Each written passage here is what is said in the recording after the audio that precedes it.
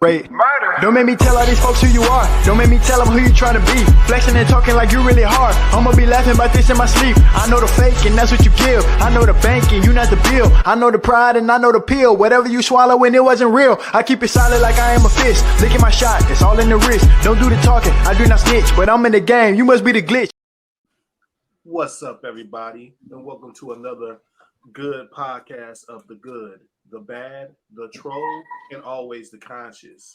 Of course, we have myself, Vibe King, and I'm accompanied by a couple of good guys. Y'all already know who they are. We got Snapp to my right, we got Matt the Attack, and we got Dynamite. And it's going to be a very good podcast for y'all today. We're going to do it. We're going to get y'all right. You know, y'all just sit back and relax. Yeah. Cool beans, man. Let's go ahead and jump into this shit then. So we're going to go ahead and jump into screens and sounds. And the topic is pretty much, man, what your choice of music say about you. Bob, kick it off, baby. Well, my music says about me, if I'm being honest, because most of my music is broad. I'm not going to lie. Like, I broaden what I listen to. So, like, I always like the catchy melodies. I always gravitated towards like chill music as well. But I usually listen to like, say, the instrumentals and then like the tone of like the rapper or say the person singing. Me personally, and I like listening to it that way because I'm able to listen to all music, most categories, and of course, you know, you're not a huge fan of everything equally, but I promise you I can always find something that just makes sense for like how I like to hear music. So I necessarily don't usually hear the lyrics first. I usually try to catch a vibe, you know, and you know, I living up to the name, huh? Yeah, like I just gotta catch it, you know what I'm saying? So what that says about me, I'm gonna be honest, it's like I got a lot of vibes. I feel the vibes from people more, like just in my everyday life. I think that comes from how I also feel about music, if I'm being for real. Like I really feel like auras. Some people are good at hiding their auras, so you can't really catch that vibe necessarily. But I am a very vibey person. Like I just feel that out in the world. You know, hence goes with the name, I guess. But because I've always been easygoing, I'm never in no frantic mood, and I always go with the flow. Like whatever we do, I'm chilling. Like I'm always good energy, and you exuding that, people just want to come talk to you anyway because you're so chill. Your vibe is cool. Like you're not giving no negative energy. The only thing about it is I can be misunderstood, and that gets annoying. Because I can be very random when communicating, like from people. So when you say that, it makes sense because when you said earlier, your music range is all over the place, kind of. So yeah, when you just said that, this then was like, okay, that's why you kind of don't know what to get out of it. But on a normal day, though, what would you listen to, like on a regular day, like something you would listen to for the people who are listening? What's a normal couple songs you would listen to that'll be like give you a view of how you vibe around, how you get around? I wonder if I should say it by name or just by artist. No matter. Like the artist. No matter. You can say about a music choice. You can say about artists. However you feel, man. So lately, like if I'm in my rap bag, personally, I've been listening to a lot of Sleepy Hollow. Because I really like his vibe or how he goes about how, you know, his rapping and stuff like that. I do like to dibble dab in. God, it's kind of hard to say. I'll be forgetting some of these artists' names. There's not really a name for it, honestly. Like I like my EDM bag, like when I'm driving around and riding. Like I just be needing like just sound. Like it don't necessarily have to have a lyric. It might have like a little catchphrase or like, you know. But I couldn't really give a name. let me go to something I do know. That's EDM. I'm gonna get out of that because that's just different. I just put that in my playlist. Let it go. Vori. He's not a very popular artist, but what he does talk about, because I know he got some backlash for some stuff he might have did. He used to be with Meek Mill under his label, but Vori is really good. Like I just like the way he go about his music. He's toxic. Like I don't want to be on my toxic shit. Like I listen to the boy. I was like, yeah, he gonna give me. He definitely gonna give me that. Yeah. And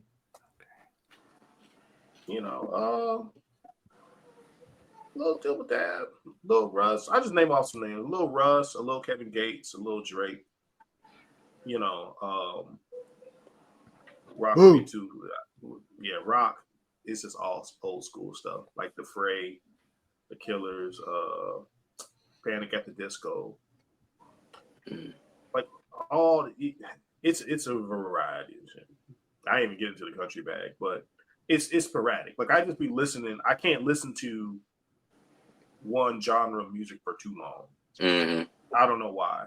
My mind just ain't wired. I can't just like, all right, I got to switch this up because my mind just got to go with how my day is going, or to keep me at a level that's chill. Okay. I wish I had something to EDM. I just can't think of my EDM artists right now. Skrillex just came out with an album. Just they still doing music? Skrillex. What? I didn't know they were doing music still. Yeah, he dropped the album like this past Friday. It was dope. I did not know that.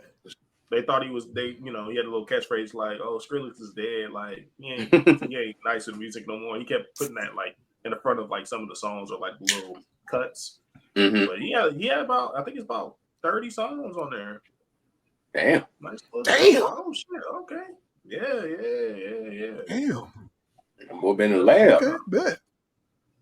Oh, he definitely been in the lab. Mm-hmm. He definitely been in the lab. Sure. So for me, I guess you could pretty much say, I'm the type of person that wears his heart on his sleeve all the time. So I gotta match. So the music has to match what I'm feeling. So whether it's rock or I'm listening to a shit ton of my anime music, my J-pop and J-rock, or either rap music, you know what I'm saying? Certain artists with rap music. For some odd reason, I have to listen to Eurobeat when I'm playing racing games. I can't play racing games without Eurobeat music. I gotta listen to Eurobeat when I'm playing racing games or when I'm in a car. So I don't know why, but that's just the way. I guess that's the way I've been wired lately. But that Eurobeat thing you sent me on Spotify, it made me want to play Dance Dance Revolution. I remember you had sent me something.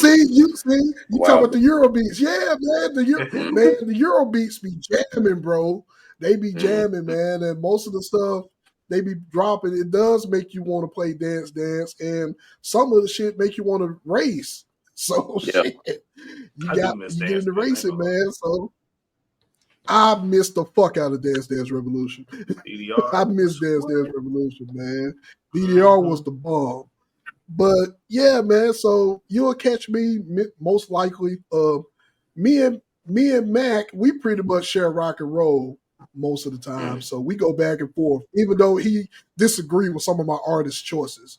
He hard on my artist choices, man. No, yes, I don't. You are, man. Who was I hard on? Man. You was hard on just minutes ago. The one that I just sent you, man. It sounds like they whiny. Only thing I said I like the song. I said the whiny chorus even worse. And I don't even like whiny choruses. That man jumped all down my throat in the chat. I was just there to give him thumbs. All right, man. I said I like the song. Golly. But hey, man, those the type of songs that I like, man. I like those type of artists, and I like those. Man, as far as rap go, as far as anything that I listen to, it's mainly always based on my emotion, on how I'm feeling. It's always like that because once again, like I said before, I wear my heart on my sleeve a lot of the times, and that is at the time you talk about being misunderstood. I'm the definition of fucking misunderstood. I'm the definition of misunderstood. My job, the prime example. One of my job, the prime example of that. But that's because that different races and all of that stuff at my job. So I got to deal with a lot of different people, different types of people at the job.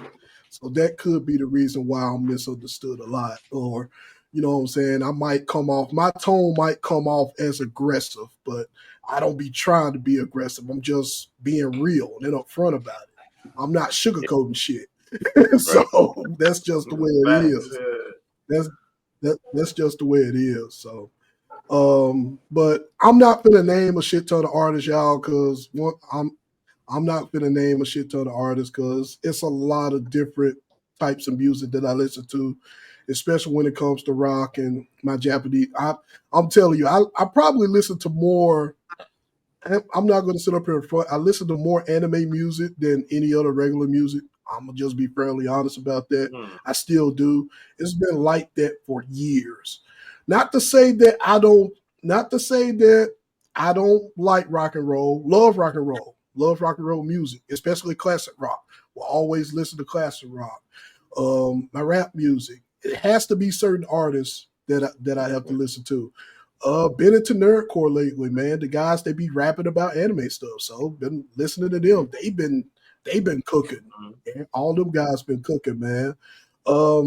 I can't say much about R&B for me because I mostly spend my time listening to mostly old school R&B. The only R&B artist right now that I could say that I can sit down and listen to, no matter when they come out with an album, is Chris Brown. He's just about the only one that I can listen to with an album. So anybody else well, I used to listen to Tank and all of them back in the day, but they haven't really been dropping music. So I don't know what the fuck's going on. So they do. You just gotta look. You gotta like really look for it now, man. It ain't mainstream. It ain't popular no more. That's the shit that sucks. That's the shit that sucks, bro. Because that's the shit that I talk to Quisha about all the time. I be letting her know, like, when she be listening to the radio and all of this shit, I'm like, this is the reason why I don't listen to the fucking radio, because they mainly push mainstream. And then it used to be like that back then. But, you know, that's my take on what choice of music says about me, you know. Depends on the emotion that I'm feeling right now. Depends on the emotion that I'm feeling, man. So that's what my choice of music is. Be honest with you, I'm pretty much in the same boat. It for me, it just depends on how I want to feel before I go into work. Be honest with you. So, usually, man, sometimes like when I do my long drives, like anywhere from 2 to 4 hour drives or whatever, and I'm tired trying to stay awake, usually jamming some baby metal or XG, you know, some or Korean rock, I guess I can say. And they usually keep me up with all that screaming and yelling, and you know, they sometimes they speak in Korean, so I gotta pay attention, you know what I'm saying? So I stay awake, listen to them, and they're pretty good.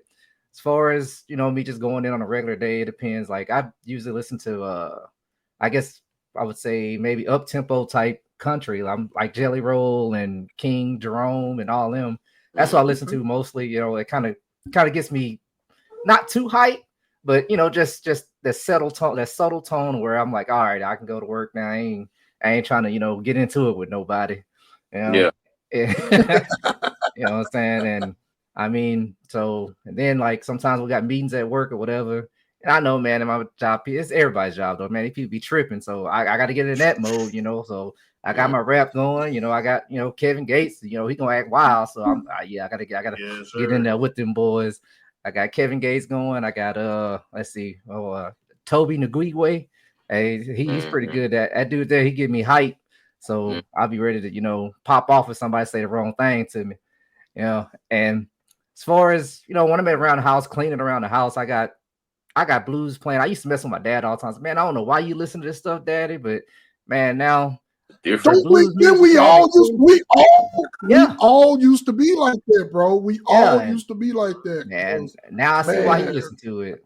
You know, as far as when I'm doing outside work, I got some. I listen. I usually get rap going when I'm doing my outside work. I got my a guy called Man 88 Two Times and KK Dumbway. Them some local artists. They do independent stuff, and it's actually, man, they're pretty good. Okay. They get me in the mood to where make the time go by. As far as R&B, shout out to them guys, man. Yeah, man. Yeah, it's a shameless plug. One of my cousin, man. That's shameless plug. Hey, that's a cousin. Gotta look out for him. Shout out to Man, baby. Yeah, shout out to you know Man, baby. Right. And so, you know, as far as R&B, I like unique voices. So this chick called Jessie Reyes, man, she got a real unique voice, and I like her music. And that's who I mainly listen to. Is Chris Brown. Yeah, they really ain't got real R&B no more, to be honest with you. It's all about, it's more hip hop now. It ain't really R&B in my opinion. But that's pretty much, for me, that's pretty much how it is. It just depends on what type of mood I want to be in before I go do whatever it is I need to do. See, two things before you close out. So two things before you close out. One, I definitely want to reflect on that part about the blues, because man, I can remember days that I can remember the weekends when we was going to school as kids, and on the weekends, my uncle will barbecue on the grill. They got the radio out there bumping the blues, and they got beer. Everybody sitting on the porch. The neighbors, most likely, everybody sitting on the porch. Everybody, and we just running down the street playing and doing that while everybody they drinking and got the blues playing, and that's pretty much what that is. Like that was pretty much childhood. That was pretty much my childhood right there. You got that, and you also, we also maybe have hope for R&B. Let's keep our fingers crossed for Chris Mike out there. He's working, Blaze. He's working on his album. Yeah, oh yeah. Shout out to Chris. Yeah, Blaze gonna save R&B for us, man. Yeah, let's hope, man. Chris Mike, y'all. If y'all haven't checked out Chris Mike, man, check out his music, man. He's working on some stuff. He's working on a couple albums. Check him out. And fingers crossed that he saves R&B for all of us, because we definitely need it. Yep. He definitely need it. But go ahead, Matt. This is for you, man. Go ahead. Oh yeah. Okay. So we got Vibe. His music is this vibe, and that's his mentality. So we got Mike. You said you whatever your heart say, that's what I'm going for, right? All right. Exactly. Snap just chilling. It just depends on the day for him. Yep. Or the situation. So he's situated. Yeah, there you go. You see situation. Okay, so I'm all over the place. I don't know what the hell happened. I don't know what done happened, but like back in the day when I was growing up, it was just strictly R&B and rap. Like for real. I knew what I was going for. It was straight to it. That's all it was. And then as I got older, it started like my mom was real big into music too. So I was hip on a lot of other genres of music, but my go-tos, and then especially the schools I was going to, all black schools, I was mostly listening to rap and R&B. Then I got to like late middle school, and I started kind of venturing out, listening to more stuff my mom listened to that I really liked. And I started doing the country, the rock, the jazz, blues. I was into all that stuff. And it stayed with me throughout my life. But then I got older, I'm going to say like 4 years ago, when I know my mind, I might need to take some kind of pill, some kind of medicine, because my mind be everywhere, dude. I can't never stay focused on like one thing for too long. As we was talking, I was thinking about like 5, 6 other things. So I think that's when my love for progressive rock and progressive metal has came now. Long songs, crazy time signatures. You never know what you're gonna get as the song goes. So you can be guitar listening solos. to it, and it's like, yeah. So it's like, when you're listening to a progressive song, you can't never catch the beat for too long, because it's gonna change up, weird change ups, or something just gonna happen, and you can't predict it like you could predict normal like music that come on the radio. Like, okay, I know the chorus gonna come, I know the bridge coming, I know this here finna do this. But with the progressive stuff, it's like you just never know, especially if you never heard the song before. So it's like you just all over the place. So that's how my mind's been. I've been all over the place as of late. I think it's due to like my work. I think it's also due to like the economy and how things are. I be worried and always thinking about stuff. So my mind's all over the place. So I think my choice of music is stuff that's all over the place, which is progressive rock. And kind of I can't stay sporadic. focused. I can't stay focused, man. It's like my mind's always thinking this, that, boom, boom, boom, boom, boom. And it's crazy. It's out there. But some people I do listen to, Steven Wilson, Porcupine Tree, Dream Theater, Symphony X. This is other band I started listening to. I don't want to butcher their name. I'm not even gonna say it. I don't even know how it's pronounced, but I'll send it to y'all. One song from them. I think they're pretty good too. And when I do venture out, like on some days, like real quick, we had Icebreaker Friday, Thursday at work. It was like, what if you listen to what's on repeat on your Spotify or whatever the streaming service is? And I was like, well, it ain't like on repeat, but I heard it twice today, and it was Glorilla's op shit or whatever, right? And it was like, oh, okay. I said, yeah. And then one of the girls, Amy, she was like, hey, I wish I could have went when they came. I was like, yeah. I said, Amy, you gotta think about it. We older, man. That crowd ain't not here finna deal with the YNs, and boy, the whole chat, the whole the whole room went crazy laughing. Like, oh Lord, the boy said YNs. But I don't know.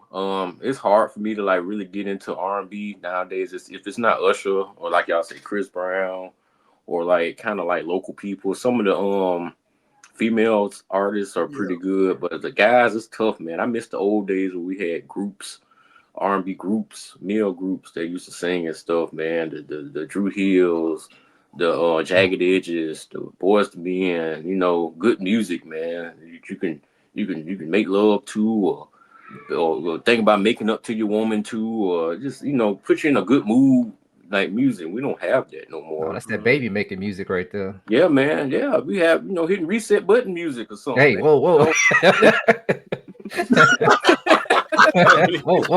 now. Hey, whoa. Hey, we know somebody that hit the reset button recently. He smashed that. We know somebody that hit that. That's like Dr. Claw. Y'all remember that when Dr. Claw used to hit that button, that cat? Yeah, and reset. Yeah. on Inspector Gadget, but yeah. I don't know. I'm just all over the place. My choice of music all over the place, man. And if I do get into rap, it's always old stuff from the 90s and early 2000s. Yeah. Always get me hyped. Trick Daddy, Anything, No Limit, Cash Money. Who else? I fuck with DMX, stuff like that. I always go back to old stuff that made me happy. It made me want to listen to. I be riding with hearing stuff from '98 still. So yeah. But that's it for me. Yeah. All right, so before we close out on this, I just want to ask: when listening to music, whenever we listen to our choice of music, does the lyrics matter? Depends for me. It depends. Yeah. For me, because I'm like Vibe said earlier. When I first listen to a song, I never pay attention to the lyrics the first time I listen to a song. I like to hear the instrumentation, because the way I break down when I listen to songs, that's why I want to do the music study with y'all. Because I guarantee you, when you finish the music study, you'll think about certain songs differently after we do it, how we break it down. But I always listen to it, kind of get the vibe for it, kind of get the music, the instrumentation, the musicianship, and all that stuff. And then maybe on the third try, I will go back to like harken on, okay, what am I listening to? What are they saying in the song? But for me, most of the time, it's lyrics come really, really last, and it depends on the artist. Like certain artists, I'm looking forward to listening to lyrics. but most of the time it's instrumental. It's the instrumentation for me for the most part, based on the music that I listen to. It's most instrumentation. Yeah, as far as me, Yeah, like, I feel you. Yeah, it definitely is the last thing. I've gone months and listened to the same song, and just because I just like how it sonically sounds, I really never even register exactly what they're saying. Like I catch like bits and pieces, like I'll say on the record, and then when I sit down, have that moment, I actually listen. I'm like, oh, that's what they're talking about. Like, oh shit! And the songs sometimes even get better, or just kind of say the same, or I might look at it like, okay, but I still like it. But it's like they ain't really talking about nothing. Maybe depending on the type of song. But somebody like say, who I do listen to. Well, I know, like you said, there's certain artists.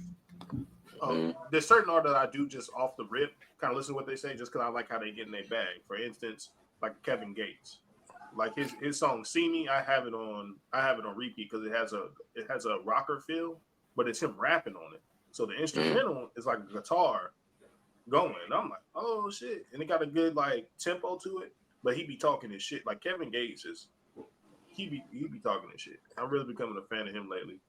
But yeah, somebody like that, you know. So it just depends. But off the rip, nah, I'm not checking for lyrics. It don't really matter too much. I just like the feel of music, the vibe it gives me. All right, I can see that. I know for me, it's lyrics first, everything else last.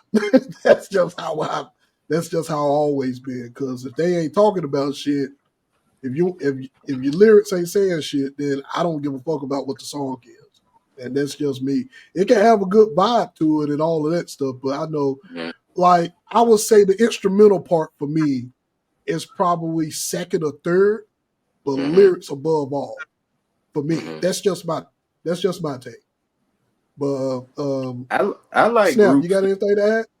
Oh, real quick. Oh, go ahead. Man. No, Mac had something to say. Go ahead. No, like I like groups like AFI and some of stuff Billy Corgan does with Smashing Pumpkins too, where they make the songs and you can put your own, even though they have lyrics to it, but they don't have like definitive meanings. They write the songs to where meanings, whatever you think the meaning of the song is, kind of open ended. Yes, to you, whatever you think it is, what it means. I like music like that too. I do like stuff like that. It's up to your own interpretation of what you think the song is. Yeah, that was I was gonna say. With me, it's cool. As far as R&B, man, it's kind of like I'm kind of like a unique man. I treat it like I treat like my TV shows, man. It has a pique my interest like immediately, or I'm not gonna listen to it. So that's why pretty much I gravitate towards like the uniqueness of the voice. So I mean, I guess instrumentation would be good too. I mean, the lyrics, as far as R&B, no, not really. It's just all about the voice. Now, rap, on the other hand, I'm lyrics first and foremost, because if you just mumbling or saying whatever and it don't like make any sense, then what's the point? You know, that's why J. Cole to this day is one of my favorite artists, man, because that dude's a lyricist. And so, I mean, but yeah, that's it for me. Master with it the just pen, baby. Yeah. Master with the pen. All right, cool beans, man. We're gonna go ahead and that was a fucking fantastic conversation and topic about the music and everything. We're gonna go ahead and move to the second segment. Checkpoint and chill. You know, 2 topics: current state of fighting games and our anime spring starting point. So let's go ahead and kick the current state of fighting games off. And for me, I'm gonna be fairly honest. The current state of fighting. Hershey chiming in. What you got to say, Hershey? What's up, Hershey? Hershey, damn that shit, man. You chiming in too. You gotta get it out. You chiming in. I hear you, Hershey. Come on, get in there. Let the man talk first, man. She's like, no, I got something to say. Hershey's like, hold on, y'all talking about fighting games? Get my point. Let's catch them paws. Right. All of them. All 4 of them. Oh man. Oh man, but back to the current state of fighting games, man. I believe we're having a challenging time right now with the current state of fighting games because the companies is trying to, get more people involved in the fighting games because I believe they feel that it's not selling well, so they got to make games easier to play. So, and then when they are making it easy, well, I'm gonna say user friendly. I'm gonna use the term user friendly. When they are making the games user friendly, no, it's pretty challenging for the pros as well because you got user friendly guys that ain't putting in, that hasn't put in as much work as the pros to get to that level. And then yet when the pros are beating the casuals ass, the casuals be like, well, they either cheating or they doing this or they doing that. So it's a pretty, I would say right now it's a pretty messy state right now because of fighting games in general, mainly because of the state of how you got two different people that's thinking different things. You got casuals that don't think of the aspects on how we think, because we grew up in the arcades. So we already know, nigga, we grew up in the damn arcade. So when you put your quarter up there or you putting your quarter in, man, that was pretty much where it was at. That's how you test your skill. That's how you got better. You know what I'm saying? You ran the arcade, you ran the stick. You know what I'm saying? You put your quarter up there. Who's next? You know what I'm saying? You got your ass kicked a lot of times before you got good. It wasn't no online back then. We had no online patches to fix shit, no frameworks, none of that shit. It was straight up. It was straight up ass whooping. It's either ass whoop. It's either get good or get your ass whooped. That's how it was. Where it was at. One no, like you said, one no patches, one no nerfing characters. If that bitch was broke, he was broke. You had to beat him. It is what it is. And all the cheap shit that was going on in the arcades, because trust me, it was some cheap motherfucking characters in the arcade that was broken. That was broken as shit, and you just had to deal with it. You like Matt said, we had to deal with it, man. But that's pretty much my piece, man. Bob, what you got? Well, my opinion on the state of it, I ain't gonna necessarily say it's not in a good place. To be honest, like I find myself not a lot of these games, y'all. I don't be playing. Like the last fighting game I really was playing was like Naruto Shippuden, like Ninja Storm. That used to be my bag. I just go online, whoop some ass, like, and give two fucks about it. Pain, you getting pain. But everything else, I do tend to watch a lot of it on Twitch. So, say the new Tekken that's out, or the Mortal Kombat.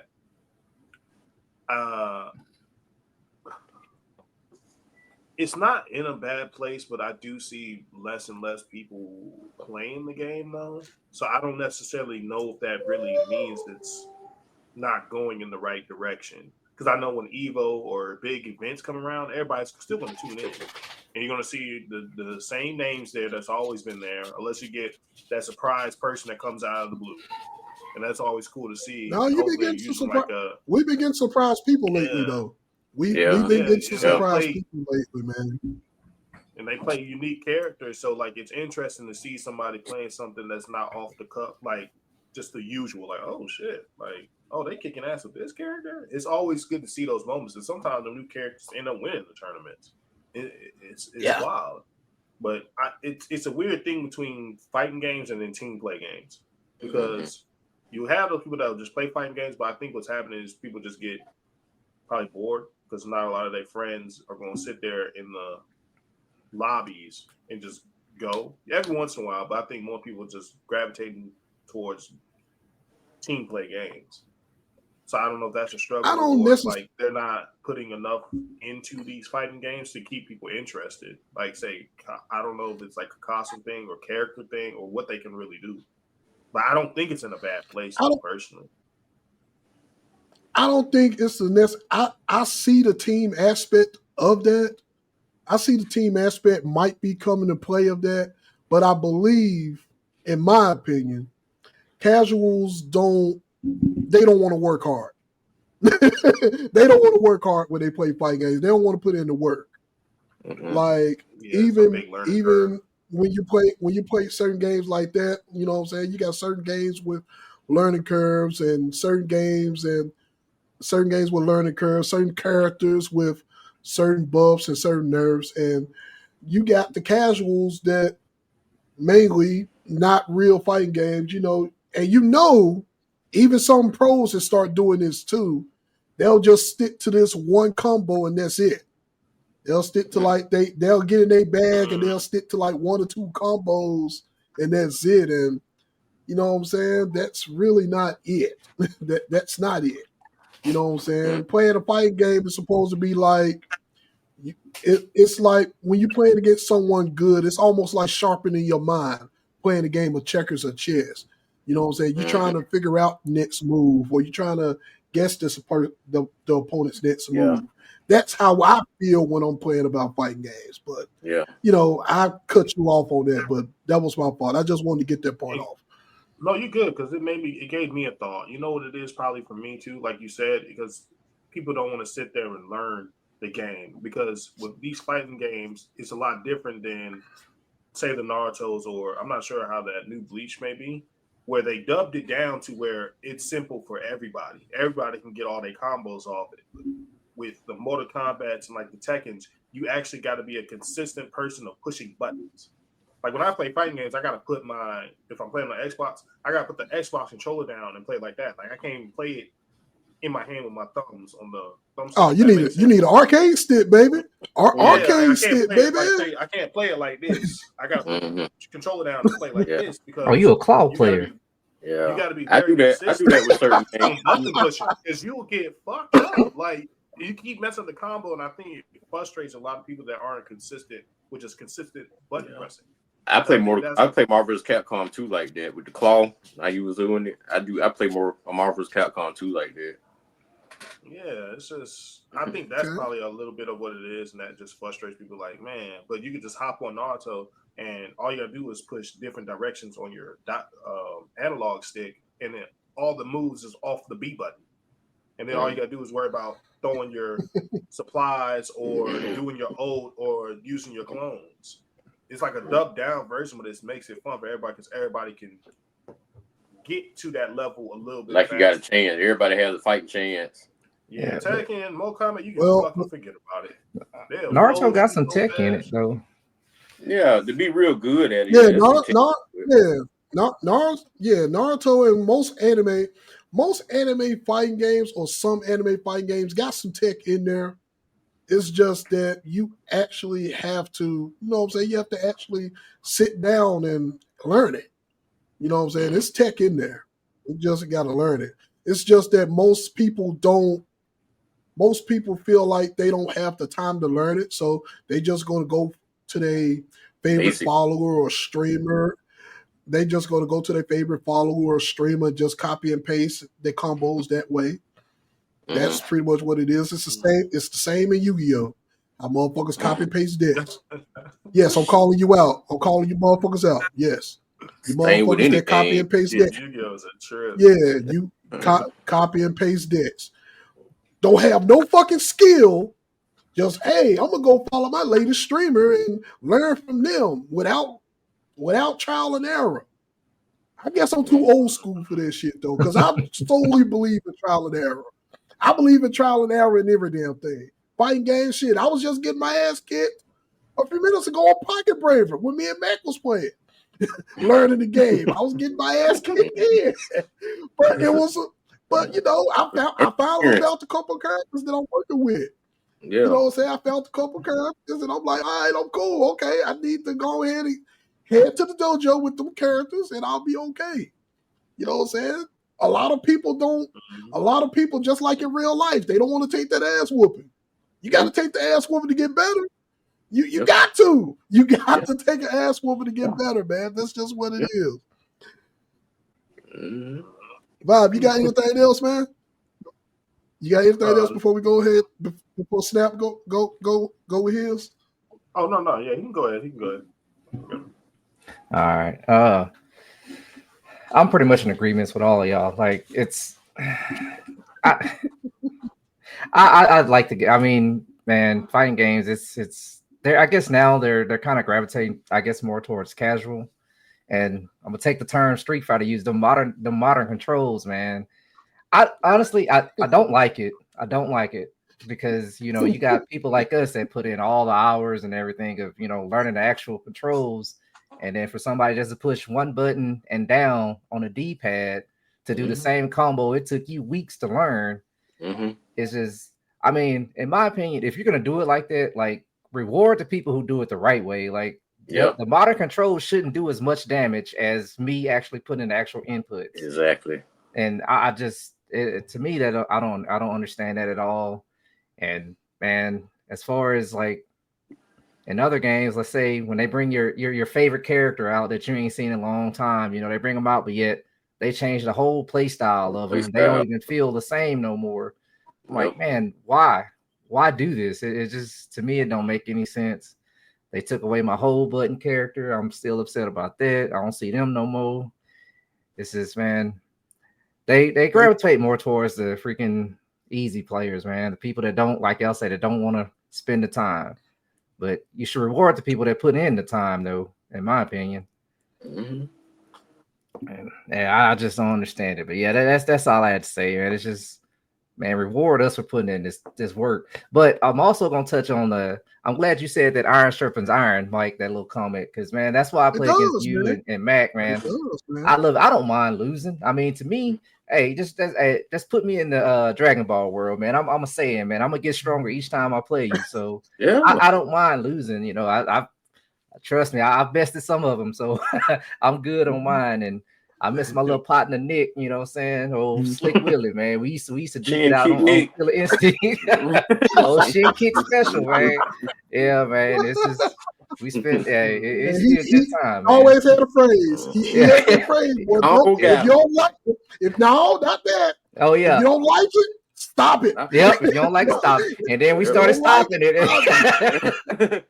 Oh, some people went to a whole new game to stop it.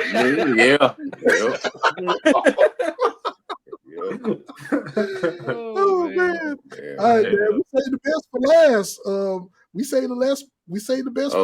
Man, fighting games fucking sucks right now, man. It's fucking ass. Fucking bored, man. It's not good shape, man. I knew we was gonna get it. These people who are in development, even like Harada and stuff, man, is good as a guy he is.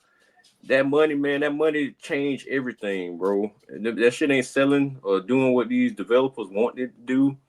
They changed their whole mind frame on how they do games, dog. Like, you changed the whole integrity of Tekken. Tekken don't even feel right no more, man. This last patch they came out with, it feels horrible. It feels cheap and dirty. It's like if you get a win, it don't feel clean no more. It don't feel rewarding when you win now. And it's so based on the casual player.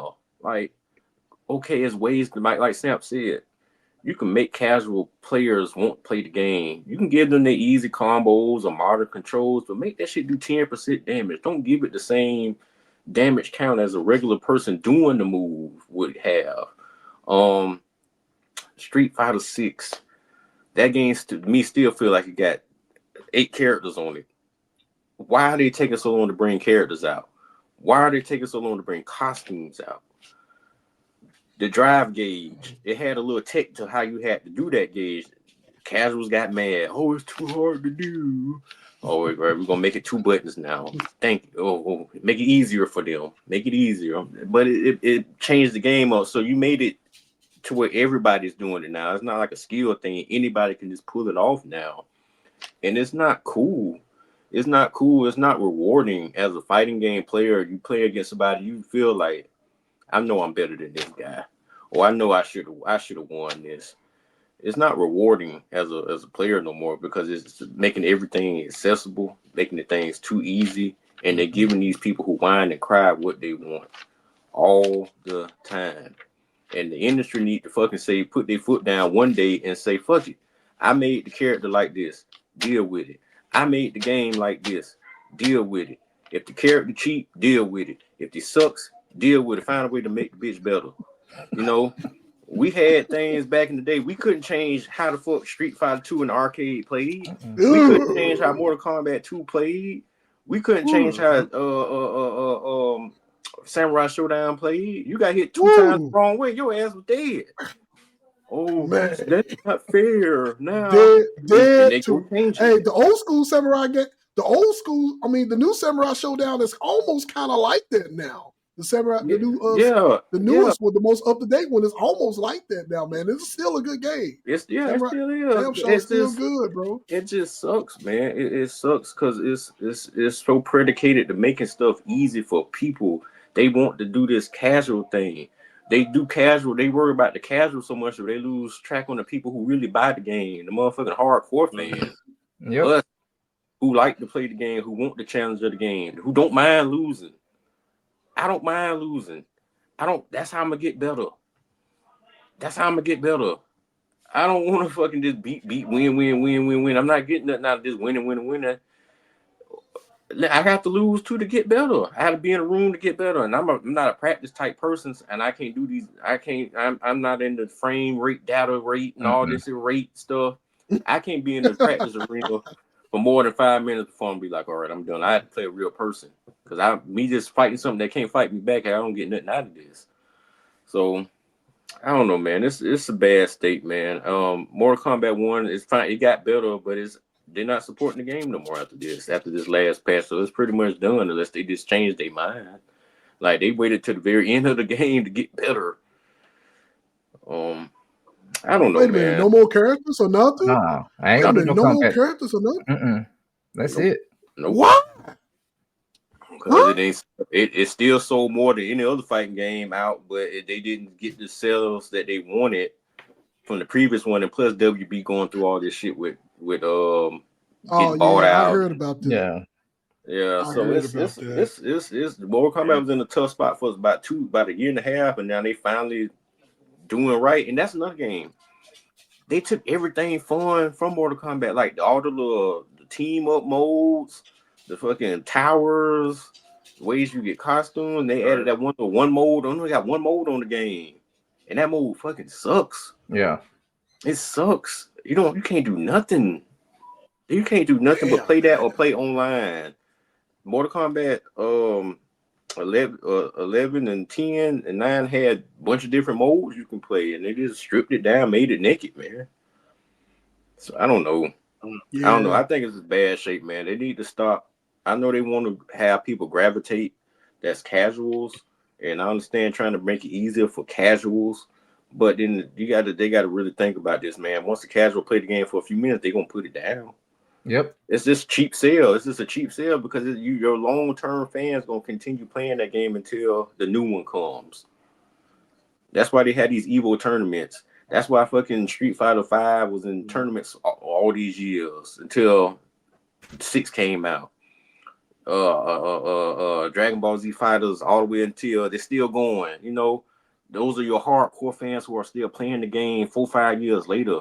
These people that y'all was making this shit easier for are gonna play it for a few days and put that shit the fuck down once they go online. Yeah. 1 or 2 times. You ruining the game for somebody who's gonna play the game 2 weeks.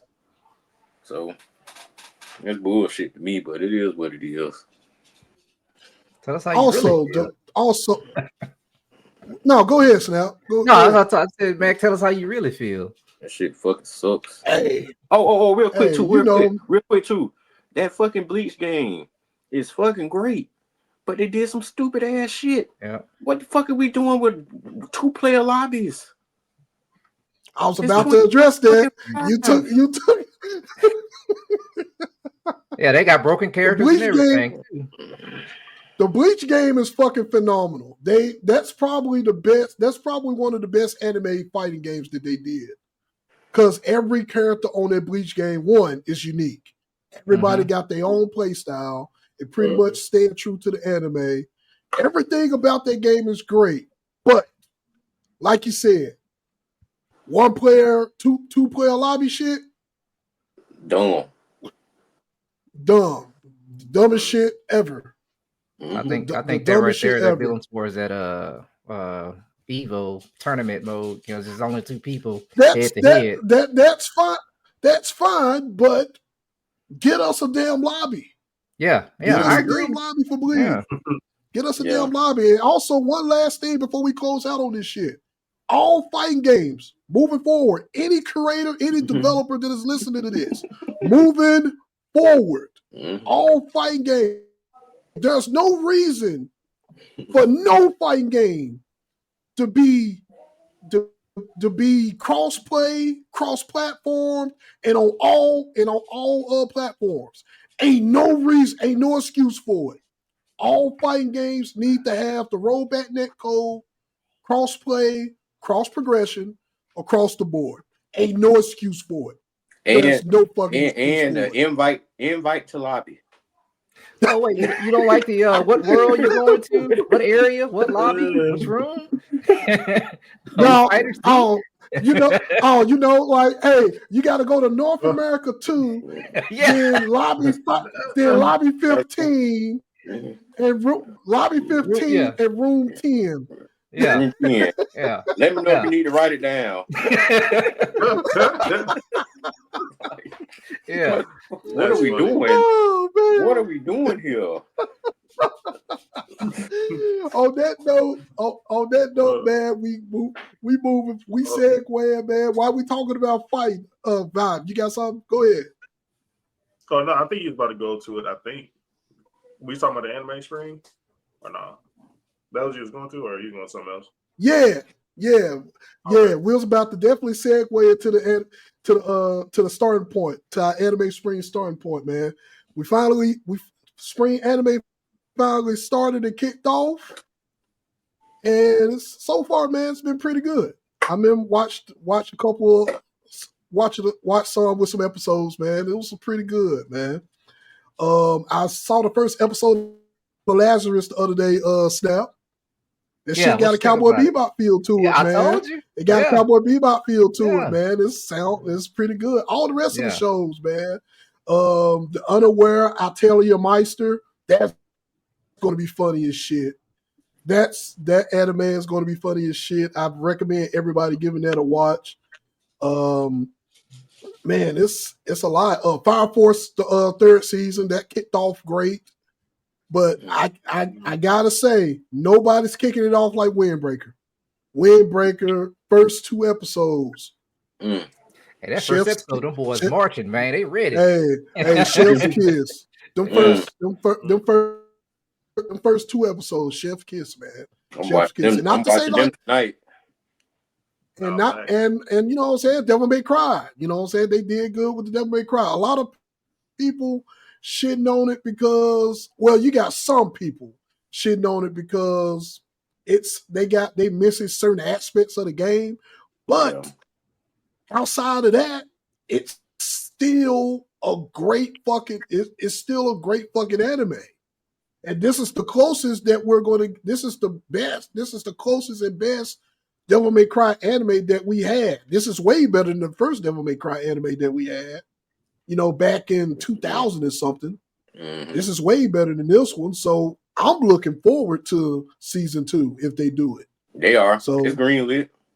Yeah, so I'm looking forward to it. But I know it's a lot of spring anime, and I just named a couple of those that I've been naming. Oh, also, the sleeper anime that I brought up before that nobody's, once again, not paying attention to. I ain't talking about y'all. I'm talking about the viewers out there. They ain't paying attention to this. From Old Country Bunker to Master Swordsman, you're sleeping on it. I'm letting you motherfuckers know you're sleeping on it. Did it start? Yes. First 2 episodes is out. They got the first 2 episodes. It's on Amazon Prime. Like, y'all sleeping on it, man. It's a fucking great anime. Like, give it a watch. Lazarus is going to be good. You know what I'm saying? We got a lot of shit that's out right now in the spring, man, that's going to be pretty good. You got some comedy. So you got some that's like action. You got some action comedy. You got a couple of romance. It's pretty good. So we sitting pretty sweet. So that's my thoughts on the starting point.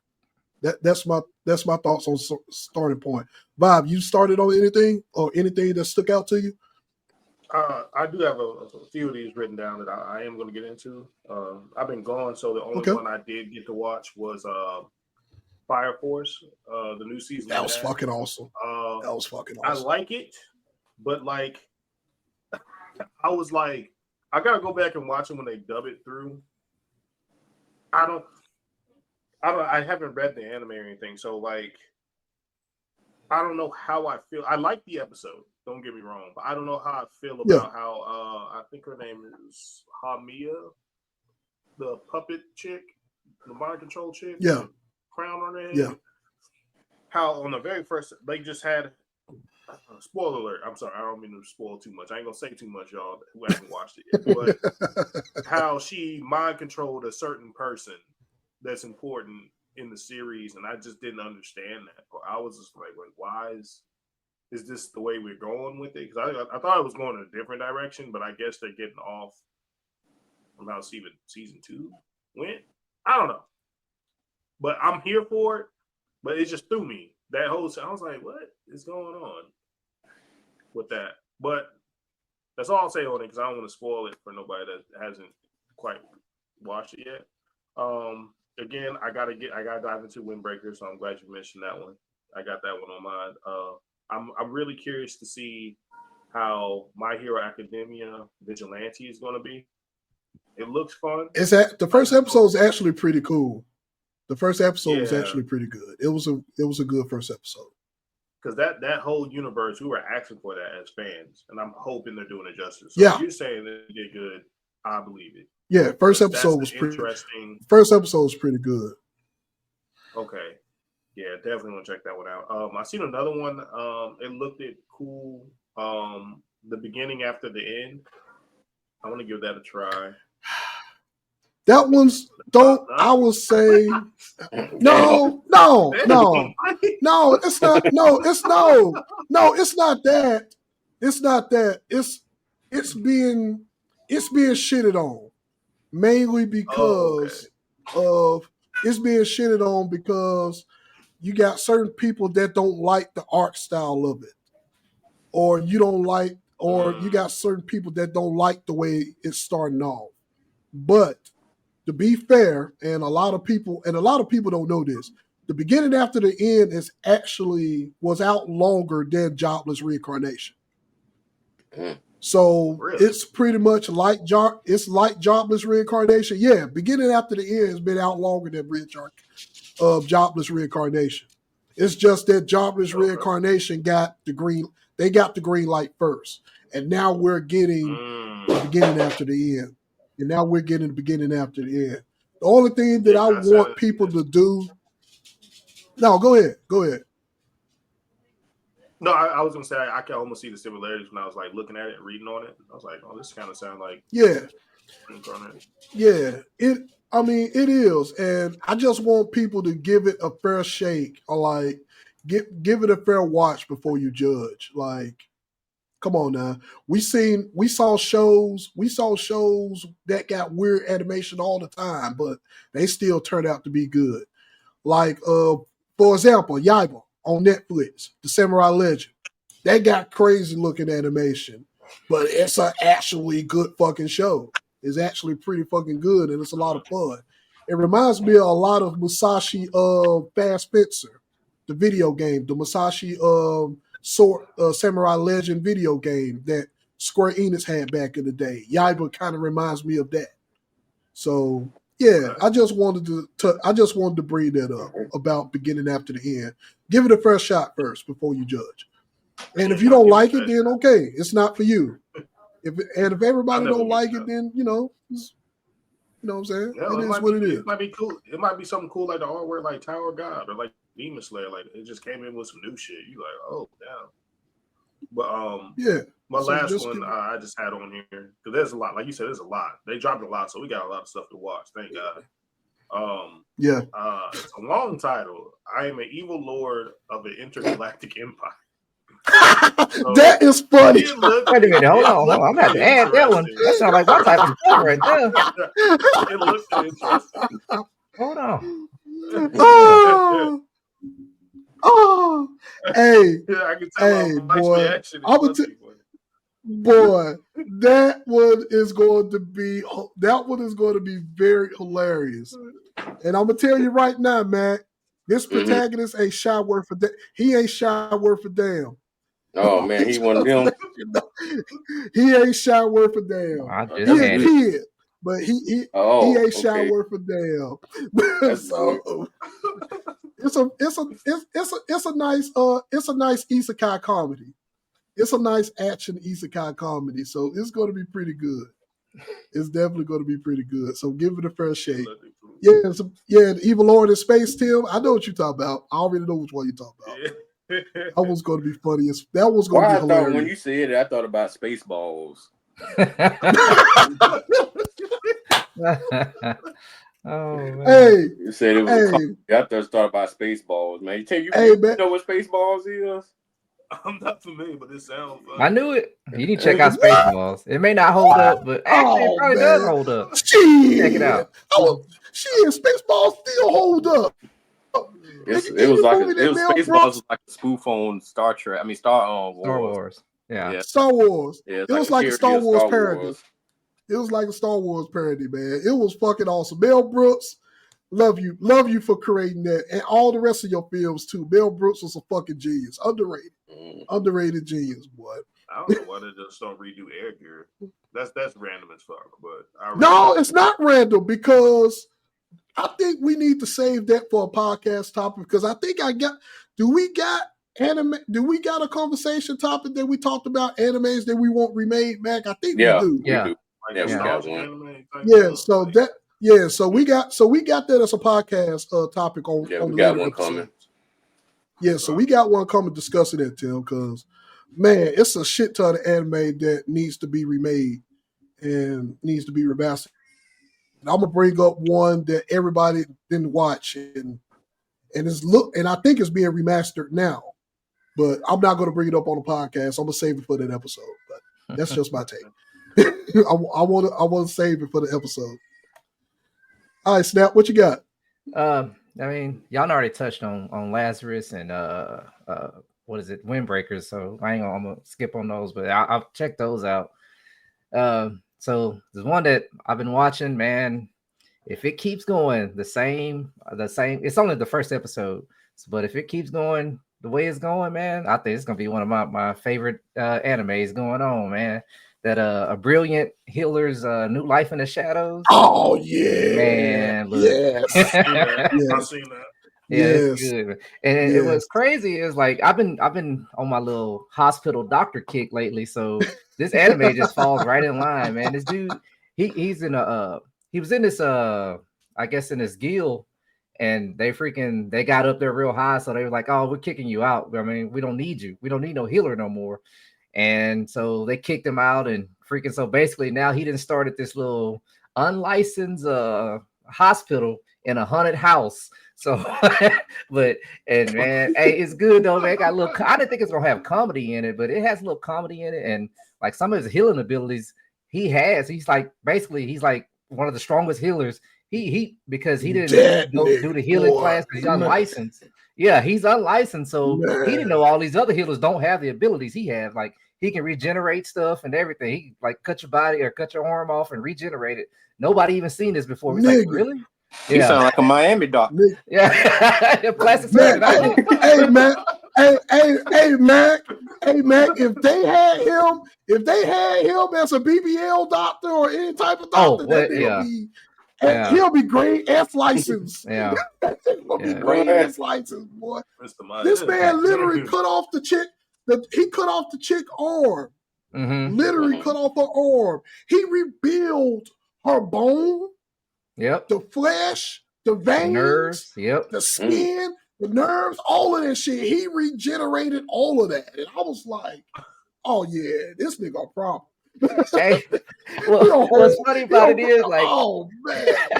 Yeah, that chick, right? That Mike talking about, like, she's just leader of this one of these gangs, man. She busted in this dude's hospital. She mad at him because he healing her rival gangs people. So that's not her. It's another chick that busted in there, like the wolf chick or whatever. She busted in there because like the dude keeps healing them. And man, so the Wraith come down and like they're like, wait, what is this? Hey man, it goes places. It's pretty good, man. I enjoy the heck out of that. It's funny. It's awesome, man. It's pretty good. Everybody get that a watch.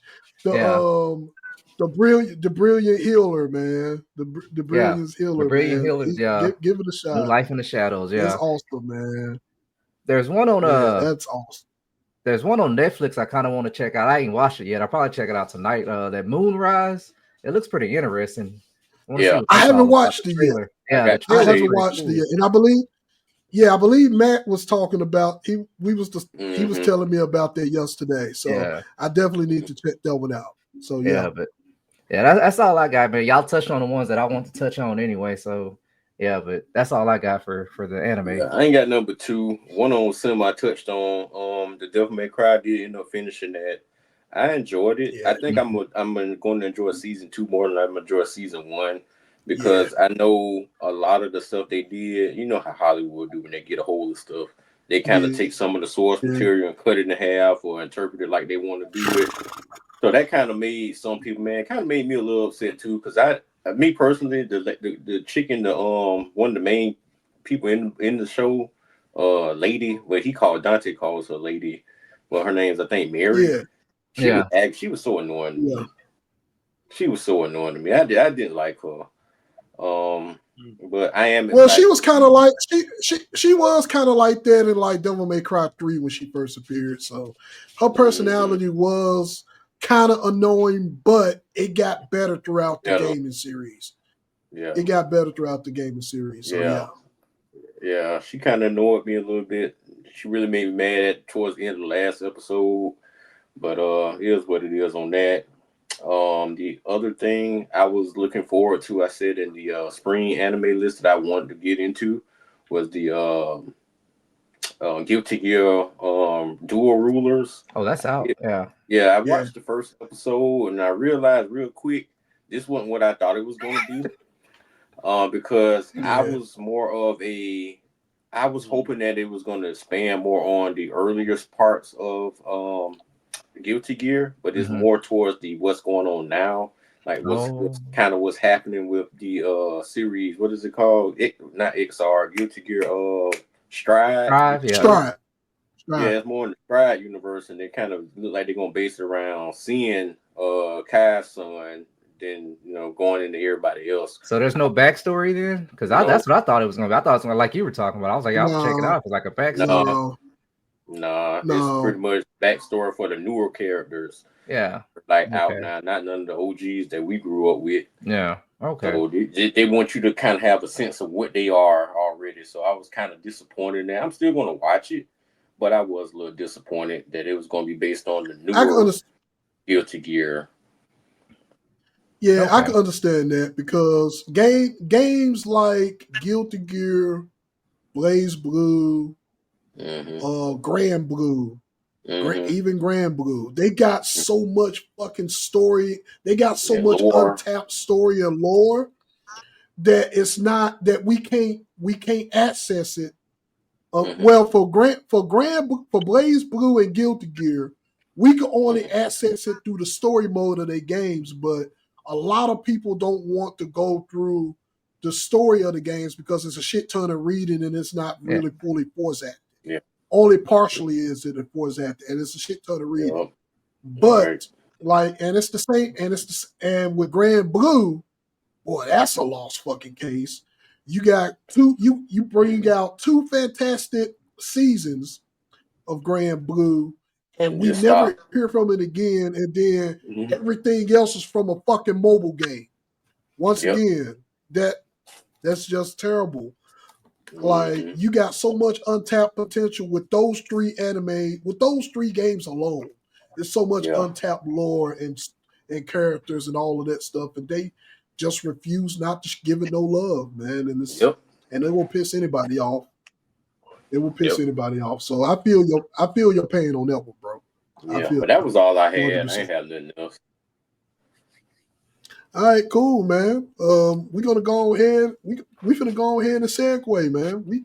We segue into Ring of Arena, and we're we're gonna go ahead and let them go ahead. I don't got no applause of Soundwave, but give Mac team a round of applause. Congratulations to Florida. Congratulations. Yeah, we had to do it, man.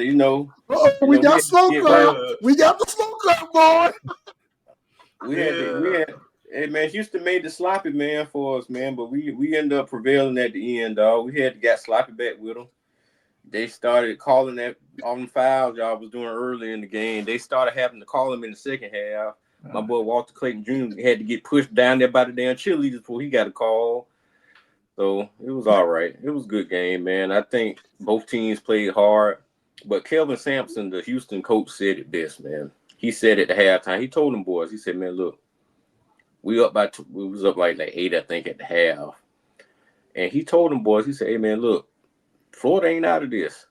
All year long, we done won ugly. We ain't blow nobody out all year long. You better believe they going to try to come back in this game. And that's what they did.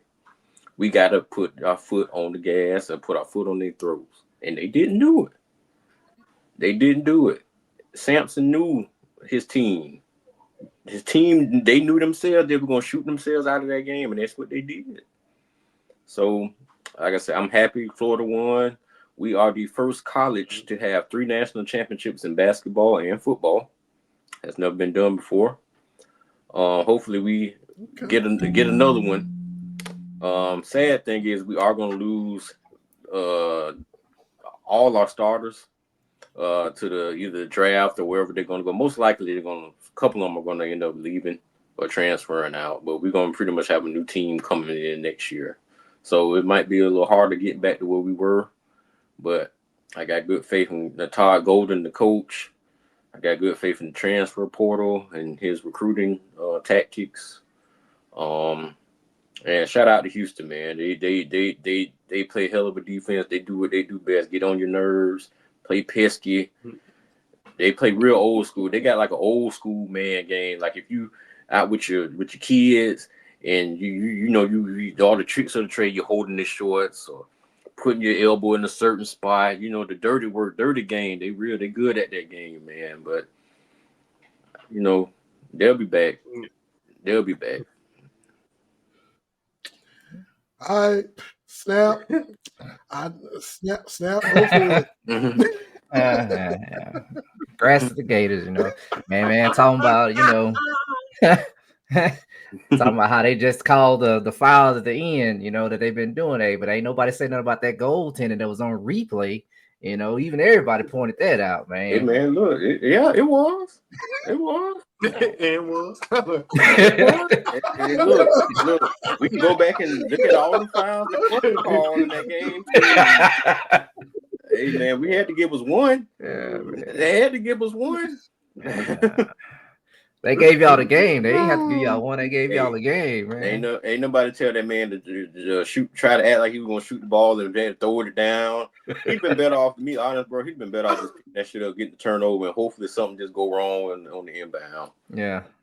And the big man for them didn't want to die for the ball. I'm like, dude, this the fucking championship game. Get your ass down on the court, man.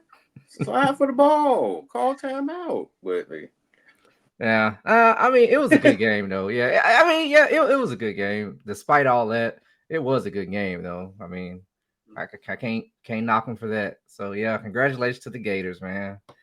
We'll get them again. We'll get them next time. I do want to say another thing. Congrats to Liverpool, man. They actually beat West Ham United today. I watched like the ending of the game. It was actually pretty good, man. Yeah, Virgil on Liverpool, shit. Man. He was doing his thing on that game, man. Mm-hmm. But yeah, that was a pretty good game. Liverpool, nice, man. Liverpool been good for years too. Yeah, they beat them 2-1. It was a pretty good soccer game. Mm-hmm. But yeah, World Cup's next year. Yeah, is it? I believe the World Cup is next year. I think it's every 4 years. I actually want to get more into football or soccer, as we call it. No, you said it right. Football. Hey, don't get get on you now. I want to find me a team. I really want to get into football because going to that shit live is some of the best sports watching. Like it's just different. I don't know how to explain it. It's just different though. Like It's different. But I would love to go to a World Cup game. I would love to see that energy, man. I don't know, they ride in there after them games. I don't know, man. Hey man, I'll be playing now. Yeah. Yeah, I gotta come in there with a neutral. If I'm going to a World Cup game, I'm gonna definitely have to wear a neutral shirt because I ain't wearing I nobody. don't want to rep no team. I ain't repping no team. Oh yeah. You mean the wrong part of this arena, boy, messing around. Fans get real about this soccer, man. Fans will fuck around, see your ass. Oh, that's who you're representing? Stone him. You go there just because you like the shirt. Right. Oh, man. Stone the bloody nigga. Yeah. I don't know what they paying them drummers. That little band. It's not even a full band. I don't even think it's just the drummers, bro. They drum the entire game. I ain't never seen it. I'm like, yo, they ain't stopped drumming this entire soccer game. This shit cold. Oh, man. They fans. I just want to say congratulations to those two teams, though. And I mean, I'm good on that. That's all I had to say. All right, Bob, what you got?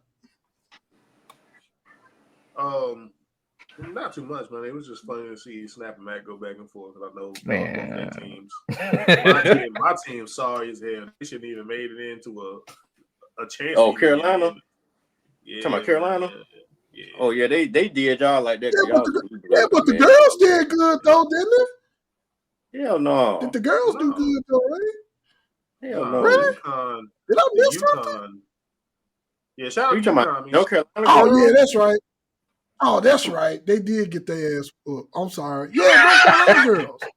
He did it on purpose. I'm sorry. You think of the South Carolina. But yeah, South Carolina made the championship, but they ended up getting their ass whooped those. Yeah, that was a okay. My bad. Belt the ass situation. That was crazy. Shout out to UConn too. Shout out to the Gators, of course. I ain't really got too much to say on it. It went how it went. So yeah. I got a couple of things, man. I got a couple of things because I sat down and watched that game, man. And first time sitting down watching an NCAA game in a while, and I actually fucking enjoyed it. The only thing that I was pissed off about, I was pissed off at your boy, Mac. I was pissed off at Clayton. I was pissed off at Clayton. I was pissed off at him. And the main reason I was pissed off at him is because it took him to halftime to figure out what he needed to do. I was real pissed off and irritated about that because when I seen he was constantly missing, in my head, I was like, it's time to change fucking gears. If you cold, it's time for you to dish that damn ball or contribute some type of other way if you can't shoot. He had 6 assists at the half and 2 steals. He did. Yeah. I mean, he had a couple rebounds. He didn't get the offensive production we thought he was going to get, but they had the right game plan for him. And then you got also think, man, these nerves, man, all them kids nerves. Them first 3 minutes of that game was fuck. They hitting the side of the backboard. Some of the motherfuckers on Houston, they couldn't they couldn't throw a ball in the ocean. It was horrible. It was horrible, man. It was bad. The first 3 minutes, I would say the first 3 to 4 minutes of that game, it was all a ball of nerves. You knew it was because they was on this fucking big stage and all of that stuff, and then all of a sudden it got I would say probably after 4:30, the boys got going. Houston got going, man, and me being me, I love the way Houston play, man, because that's just my type of play style that they play. Hey, like that's old school Detroit, man.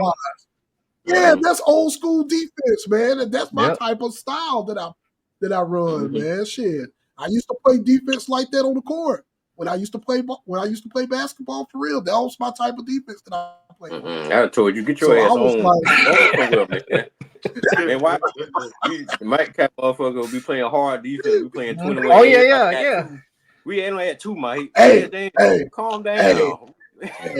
Hey. It's like somebody That's got just 19. the way it was. Don't give him no room. Back your I ain't ass giving you up. no room to breathe. I don't give a damn. I had a homeboy like that too. Damn. He used to play defense like that, man. He used to have his shirt off. He had this old taco meat.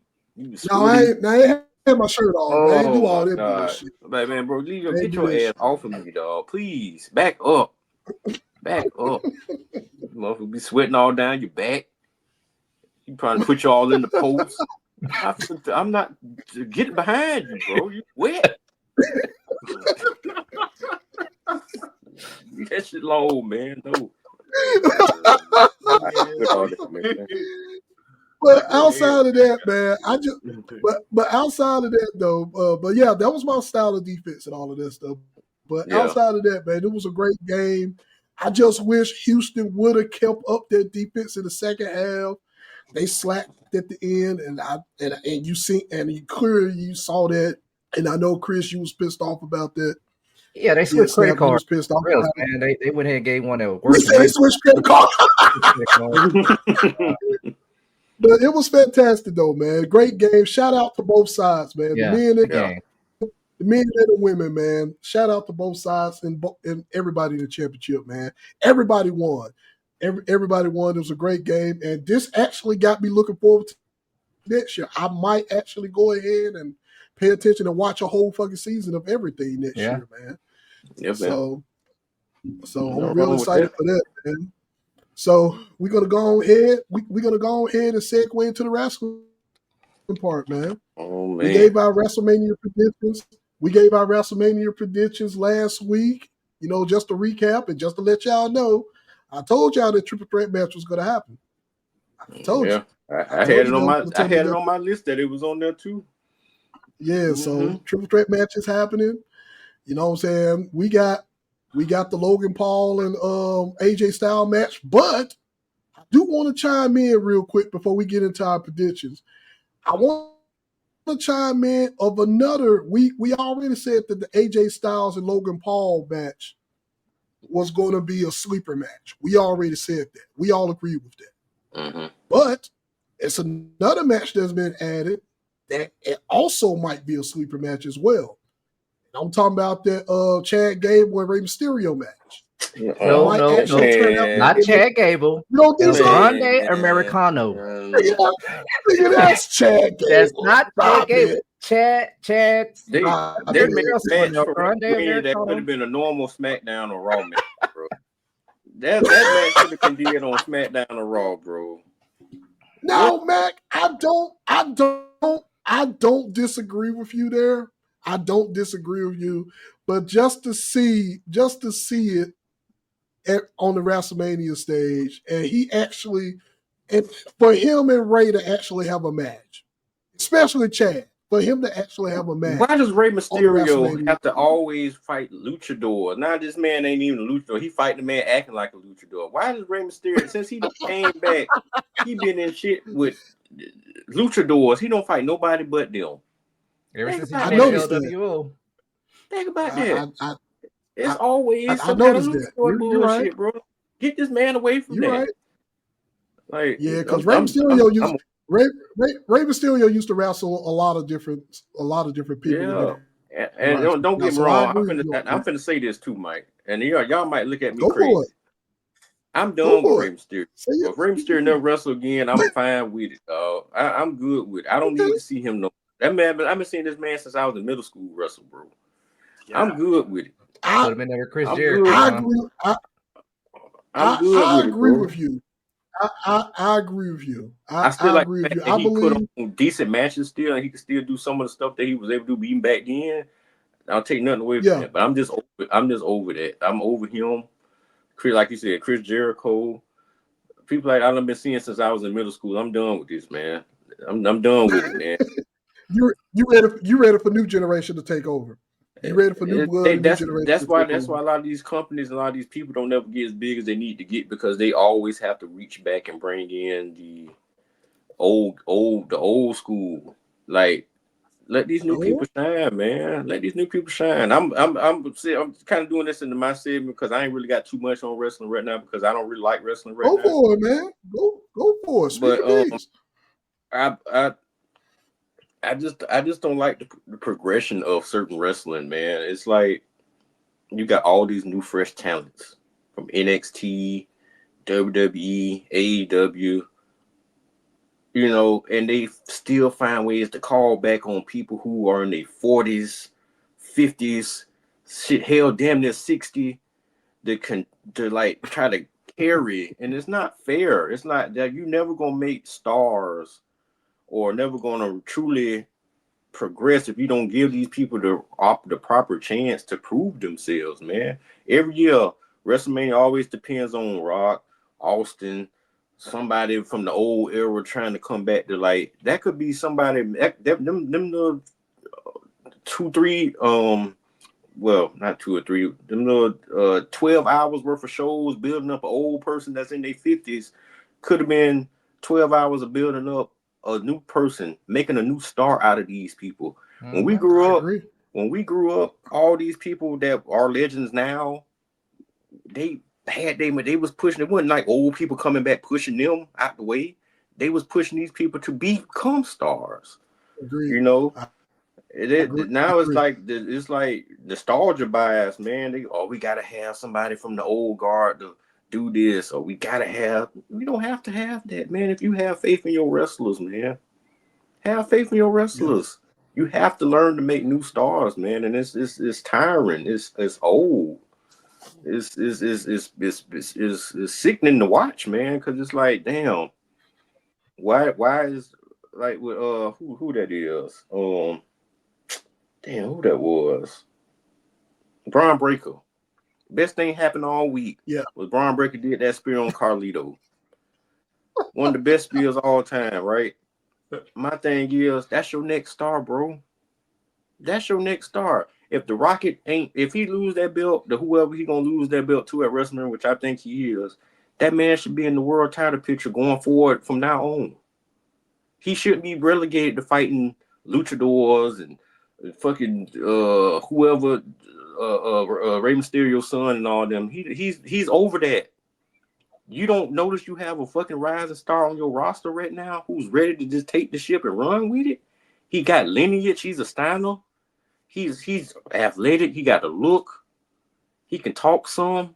And you got people really liking him. People are behind him. You can put the rocket on that boy. But they're not going to do it. They're not going to do it. All that bullshit with Triple H. Oh, he making shit better. No, he ain't. It's still a lot of the same BS going on, bro. It's a lot of the same BS going on, dog. People getting semi-pushes. Same few people on the roster. Shows born. It's just like they was spent out of town, all them out of the country for like 2 months out the country. That's the best thing they could have did, because them same boring ass shows was made by them damn fans getting up, making the cheers and doing all they were doing. And they brought their ass back to the States these past 2 weeks. That shit been dry as fuck. It's dry as fuck. And I don't blame them people sitting on their ass. I'll ask for a refund as soon as I get out the goddamn door. Where my fucking money back, man? Watching this shit. There's some bullshit we out here watching. Man, fuck wrestling. I'm done. I'm done. Bullshit. Oh man. Oh boy. Oh. I hope. And I hope none of them motherfuckers from NXT get called up because they ain't gonna be used right. We ain't seen prime example. As good as they made Roxanne Perez looking at Royal Rumble, she ain't did shit since she been on the fucking roster. Wait, did she get called up? Yes. Yeah, she was on SmackDown. Really? Holy SmackDown. crap! I did not. Wow. Getting jobbed out, bro. Yeah. She on SmackDown. She on SmackDown right now. Yeah, so she got called up. NXT. Stay. Well, you know that ain't happening.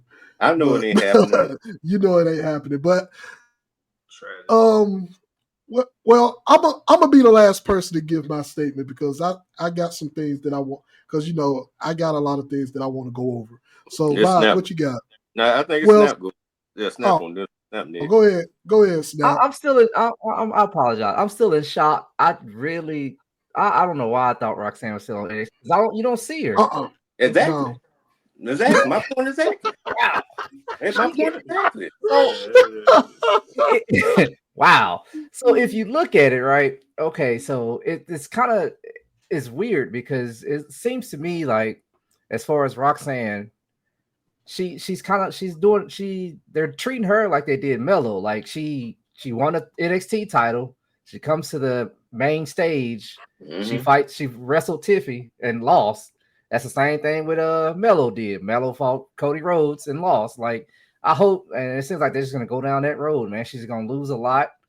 Mm-hmm. Even though she puts on good matches, man. It's like, wow, man, that's crazy. I did not know she was on Smack. That match to me, it was just something weird about that match. Yeah. And they in that match, and I'm gonna just say in that match, they didn't have no chemistry in that match, in my It's opinion. crazy. Yeah, because that's just me. When they wrestled in NXT, though, the match was better than that. Like it ain't like they haven't wrestled before. So that's weird. I don't know if it was nerves. I don't know if they changed the structure of the match. I don't know what was going on. But in my opinion, that match could have been a lot better. I don't know what it was. It could have been an issue. I don't want to seem like that I'm making excuses for them, but it just seemed like they had no chemistry in that match. Mm-hmm. But that's just my take. But go ahead, Snap. You still got the floor. Yeah. I got one more complaint that I got to get out the way. Oh man! So remember last week we were talking about how tell y'all about that gauntlet match. You know, the women's tag team gauntlet match. So I called it. I called it. That's cool. That is cool. But Monday Night on Raw, you gonna have a match with them two girls, Bailey and Lyra, for the title. Why? Because then you go to Friday. Oh yeah, we gonna team up now, and not only are we gonna win this gauntlet, we finna run this gauntlet. Like that makes no sense. Like you could tell. I agree. I agree with you on that because, in my opinion, and I know where you're going with this. Yeah, they just had a hard fought match for that damn title, and Bailey at the end was pissed off at the end, but then she went back and hugged her, and then they went back on SmackDown and they ran the fucking gauntlet with no issues. With no issues. None. No issues. Like they didn't challenge each other. Like they didn't have they've been working like a full main unit the full time. So that's what you was about to say, right? Yeah. You was about to say like it should have. Yeah, I get it. I already knew what you was about to say, and I agree with you on that. It's crazy. I can understand like if you in the match and y'all have some issues because of what just happened, and I don't mind them winning, but the way I see it, all right, they shouldn't have ran the gauntlet. Somebody force your tag in. Like, let's say, what's her name? Lyra do her finisher, right? Bailey, tag yourself in and go ahead and win. Do some stuff like that. Like, I don't understand that. You wanted to see what was supposed to happen, and it was supposed to still be some friction there. Yeah. Between the matches and all of this stuff, it was still supposed to be a little bit of friction there, but it wasn't. It was like it was non-existent. It was like it was pretty much non-existent. Like, all right, you kicked my ass, so let's go win the belts and it's cool and all of that shit. Like, no, bitch, we ain't cool. That ain't cool at all. I still want that belt. I still want your belt, but at the time, we finna focus on this belt. We ain't friends, but I will fuck with you until we get these belts. Yep. And if we don't win these belts, then I'm right back on my mission to get that damn belt from you. Mm-hmm. I feel what you're saying, and that's how it's supposed to be. I'm not disagreeing with you on that front. Not at all. I'm not disagreeing with you with that. So I agree with you on that 200%. Yeah. And on a lighter note, man, Mac's favorite wrestler, Jay, I think he put on. I think he put on a. I enjoyed his promo, man. Like when Walter came out there, and man, that Yeet music started coming. Man, I was like, please don't come out here doing the Yeet. Don't come out here happy, man. You just seen what happened to your brother last week, and he did. He just walked down when he wasn't yeeting. He ain't do none of that. Even when he got in the ring with Walt and they started talking, like the fans was yeeting after every word, like they're doing the what chant, but they were doing Yeet. You can see Jay kind of tell him, hey, you know what I'm saying? Calm down. We ain't eating right now. And he cut a very intense promo, man. I was like, okay, let's see if, 801 super kicks don't get you that belt. Hold on. You missing the part. You missing the part What's where that? he actually. You missing the part where that nigga actually slapped the microphone out of his mic. Yeah, nigga. yeah, He was in the about beginning, to talk, because and that Walter nigga was said, talk, yeah. And that's why I was like, oh yeah, here we go. I'm like, okay, here we go. Yeah. So that was really interesting. But I do want to bring this up, and I think a lot of fans are not paying attention to this part. And Mac, we talked about this before. Before this even transpired, before the match between them even transpired, fans should have known that Jimmy was going to get his ass whooped like that. Oh yeah. No offense. They should have known that. And the main reason why they should have known that is because how Jimmy slapped the shit out of Walt. He slapped the shit out of Walter in that hallway. And Walter looked at his ass, and Walter didn't do a goddamn thing. Walter was like, okay, I'm gonna remember this slap. I'm gonna remember the sting on this cheek.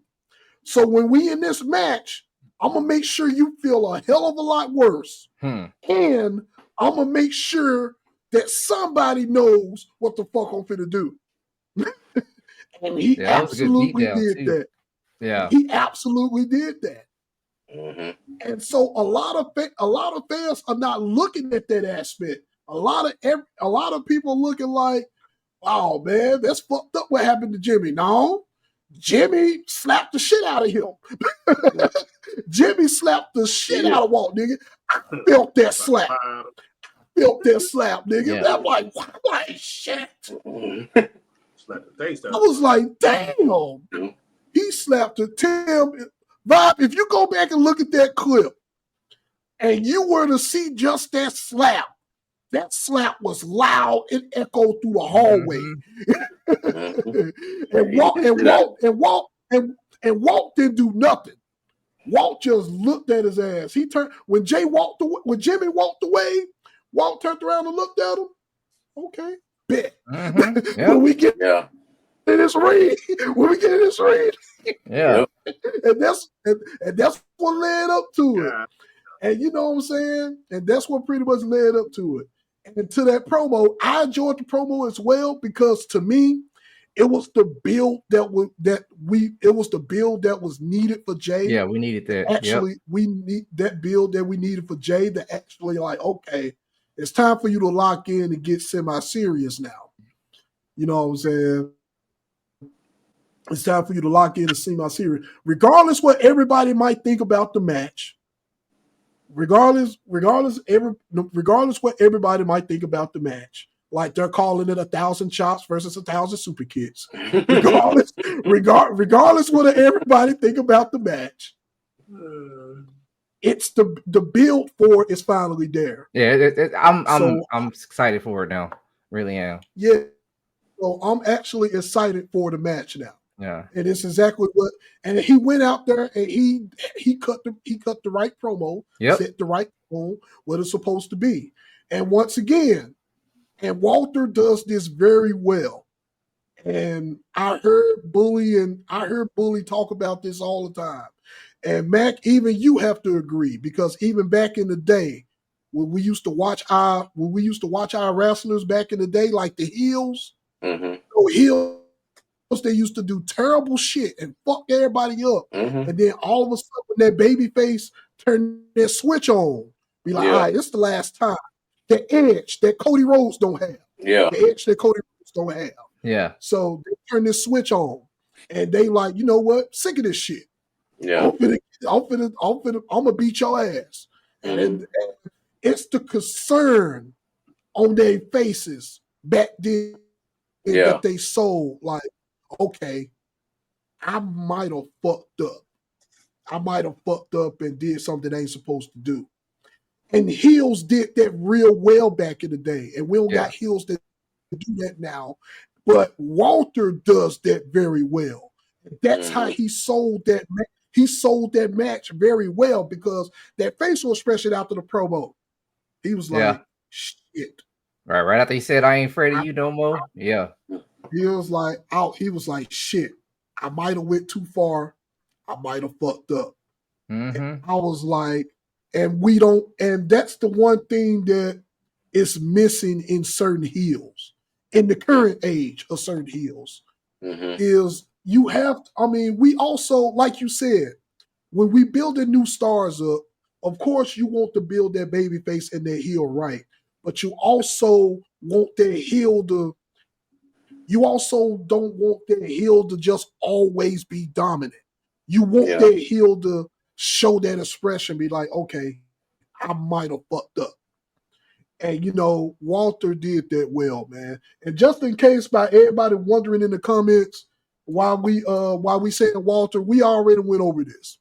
He will always be Walter to us and not that bullshit ass name that Vince gave him. We will never call him that G name. He will always be Walter to us. So I just wanted to clear that up. Just in case for everybody listening. We will always call him Walter because that's who he is. Yeah. That's who he is. That's who Walt is. So, all right. So I said that I pretty much chimed in on that part. You good? We still didn't go over, but what else you got, Snap? This still scores yours, so no, you good. You good. Now, I want him to keep that edge all the way up until WrestleMania. I want him to do what Walter did to him. Every time Walter come out there, I want Jay to come out there and persist to beat him down, get a chair, whatever you got to do. Because you only got a couple more days. So just go ahead and do that. And then what I really don't want to see WrestleMania, I don't want to see Jay waiting to after that bell ring before he attacks Walter. I need him on site. As soon as you see him, I need him to do it. I need that edge to go all the way through. That match gonna start off with a elbow tie. Also, no. See, I was just about to say that, Mac. No, I don't see Walt doing that though. To start off with, yeah, I don't see Walt doing. I hope they do it. I'm turning it off. Start off that way. I'm turning it off. Even we watch part. I'm turning it off. I don't even want to see that shit. No more. They do that. I don't even want to see it. That's fair. Stupidest shit in, bro. When you mad as fuck at somebody and y'all lock up in the fucking match in the card. Hell, fuck that. It's the worst psychology ever. Okay, Matt Cornette. Yeah, whoever the fuck is, go ahead, Snap. No, y'all good, man. No. Matt Cornette. Matt is becoming the person that he hates. Yeah. Matt is becoming the person that he hates. Man, I see no elbow tie up, man. But I love it. I love it because Matt used to always shit on me for that same logic that I had, that Jim Cornette logic that I had when we used to talk over wrestling. But now Mac is like, he's slowly becoming Jim Cornette. Yeah. It's sickening, man. Shout out to Jim Cornette, baby. Corny. Get me a tennis racket. Please. Big glass. Oh man, yeah. That's all I had. I was gonna keep it light, so that's all I had on there, man. Just those points right there. I really want to touch on. Oh man. All right, Bob, what you got? Cause I know I got some after WrestleMania predictions to make. You can go ahead. I ain't got nothing right now. I'm just listening. I'm just waiting on WrestleMania so I can tune in to all this madness. All right, cool. So WrestleMania predictions. After WrestleMania predictions, I'm reaching. So I want fans and viewers to keep in mind, I'm reaching. Okay, so Trick Williams, he going to SmackDown. That's my prediction. Trick going to SmackDown. He ain't going to go to Raw. He going to SmackDown. Who is going to be with? Carmelo Hayes, of course. Carmelo I don't Hayes, see of course. that. I see I somebody see from it. Judgment Day. To be honest with you. They either going to have him fight Carmelo Hayes, or him and Carmelo going to pretend like they shit never happened. They're going to become a tag team. Oh, like the DIY One of the thing. two. Yeah. Yeah, one of the two. That's going to happen. And the reason why Matt got that face, because Matt, like, God damn it, he might be telling the fucking truth. Dynamite might be telling the fucking truth. Okay, so Oberfelby, he getting called up. You think, I think it's too. Nah, I hope not. Because they gonna ruin him. He getting called up. And this is a huge reach for me. Ober getting called up. He's going to Raw. He's going to be that big man to replace Big E. So you think Javion's gonna win the title then? That's are you saying a standard delivery? It's either Javion is going to win the title, or Ober is going to what's the word that they use? Forfeit the title. Javon is going to win the title, or Ober is going to forfeit the title when he get called up. I can see, yeah, because he said basically, hey, I didn't beat everybody. It's time for me to move on and conquer another. I got you. So, okay, yeah, I got you. Yeah, but I see Ober. I can see them trying to get Ober to be in the New Day, starting off, especially with the little heel persona New Day that they got going on right now. It can help Oberfelby as a starting point until Xavier and Kofi start bullshitting with Oberfelby, and then Ober going to turn face, and the typical lineup that they always do, the typical shit that they always do. Once the rookie get too big for his britches, you know what I'm saying? He like, fuck y'all, I don't need y'all no more, and then it's going to be Ober leaving the New Day and becoming his own person, or that's going to happen, and I kind of still got a feeling that we might get a Oberfelby and Big E match versus Xavier Woods and Kofi Kingston down the line. Ooh. I think I can see Big E coming back as a one-off and having that match down the line. Oh God! I can see Ober and Big E teaming up. Ober looking for a partner. Hey, teaming up to go against Xavier and Kofi down the line. Now, I'm not saying this shit is not happening right away, but far as that's the storyline build that I see them going for Oberfelby when he hits Monday Night Raw. Now, if he comes to Monday Night Raw as a single wrestler on his own and doing his own thing, I'll be surprised. I'll be surprised if he was to come. That's what he should do. I don't want to see, because you sound like how the WWE do. They always pitch the black people with the black people. And I'm like, that's it. Yeah, but that's what they do. You're right. It is. I agree. And this is so thickness. And that's the main reason why I'm getting into my bag about that. That's the main reason I think that's what's going to happen. That's the main reason I think it's going to happen. I don't like it. I know you don't like my predictions, but once again, I can see it. But just to be fair, y'all know that sometimes the predictions be like, and y'all call me back and y'all text me, be like, you know what, Mike, fuck you. Fuck you. Like, fuck you, Mike. Because it went exactly like how it went. But it happens. Who else? I still think we're gonna get Bianca and Naomi as a side. You know what I'm saying? I either see that happening, and I also see Jada Parker coming in to the main roster. I just don't know who she's going. Okay. You don't think? I think they might call Jada up. I think they might call Jada up because Jada got too much star power in NXT right now. And and it's to the point, in my opinion, Jada don't need no belt. She really don't. Let's just let that be. Yeah. Let's just call that where it is. She don't need no belt. She got enough star power enough as it is. And then who would you put her in the feud with though? Who I would put? Who her first component's gonna be? Her Don't first forget major feud. Who her first major feud gonna be? That's gonna be the make or break for somebody black. Watch. Yeah, watch. you're right. You're right. It will be somebody black. See? It will be. Black on black. Here we go. It will be. It's either going to be somebody black, or I could see her joining Naomi. Joining Naomi as like that's her, gonna fucking suck. I don't want like to a see on guard. nobody either. I hear you, man. I know. I don't want to see it either, but that's the direction that they might go in. I don't like Which your is fucked up. And the fuck, I know you don't like them because Snap, you looking at my predictions because you like, damn it, he might be right. I Damn know. it, that's the direction that I can see them doing this. But that's just the way it is. And they don't, and back to what you said, man. You got so much talent on that roster. You got so much talent on that roster, and it's a lot of talent that they could truly stand on their own.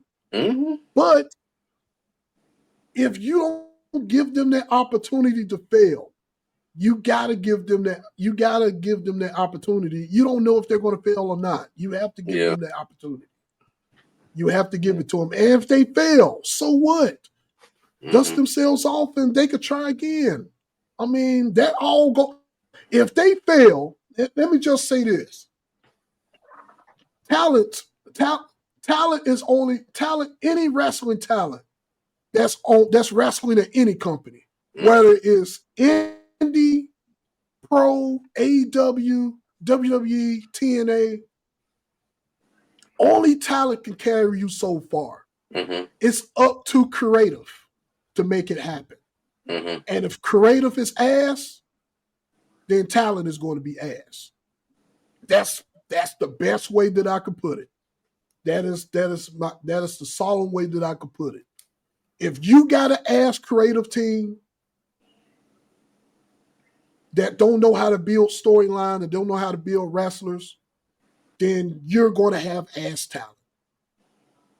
I mean, that's just the best way. You guys could agree or disagree on that point, but that's what I believe in my heart of hearts. That's what I truly believe on that front.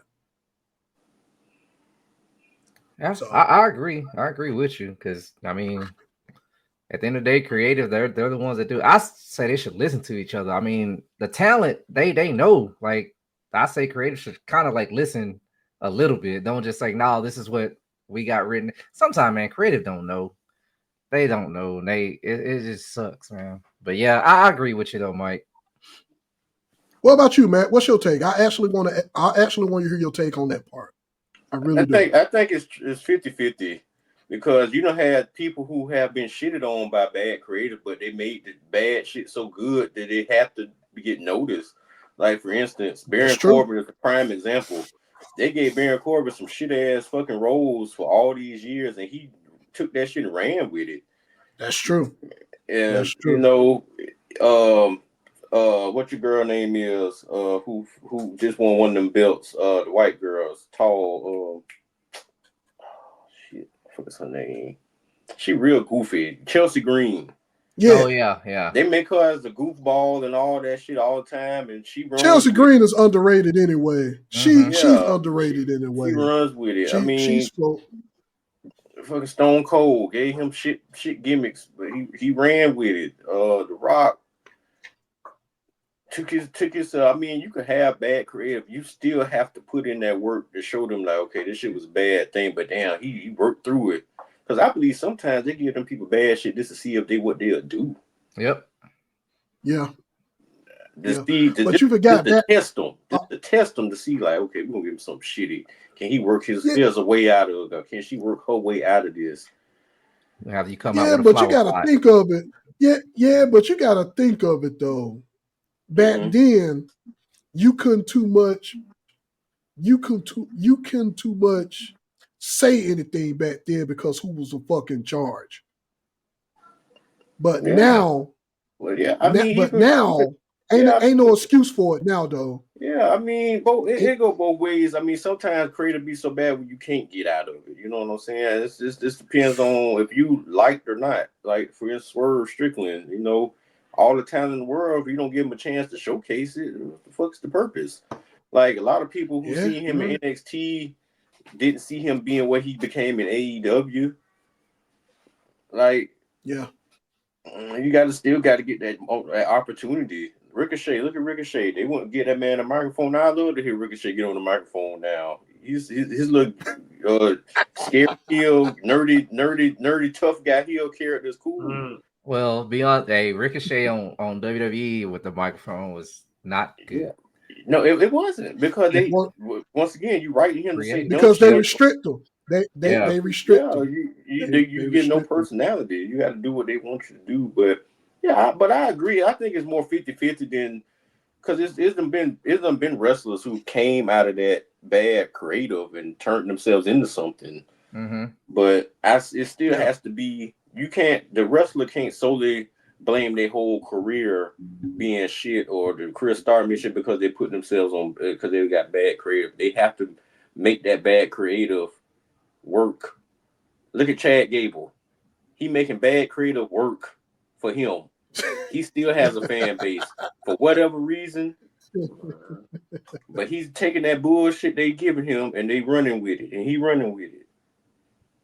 Yeah.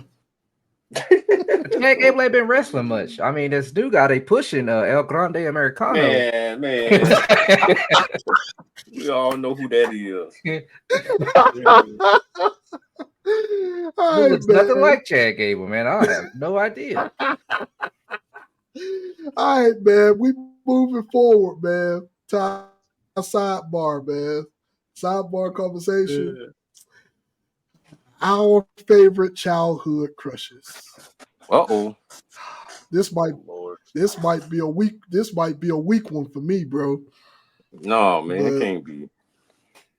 Man, it is, man. I ain't got that many, bro. They Vibe started this one off. Yes, he does. Vibe is on you. It is on you, Captain. We finna show our ages. Yeah.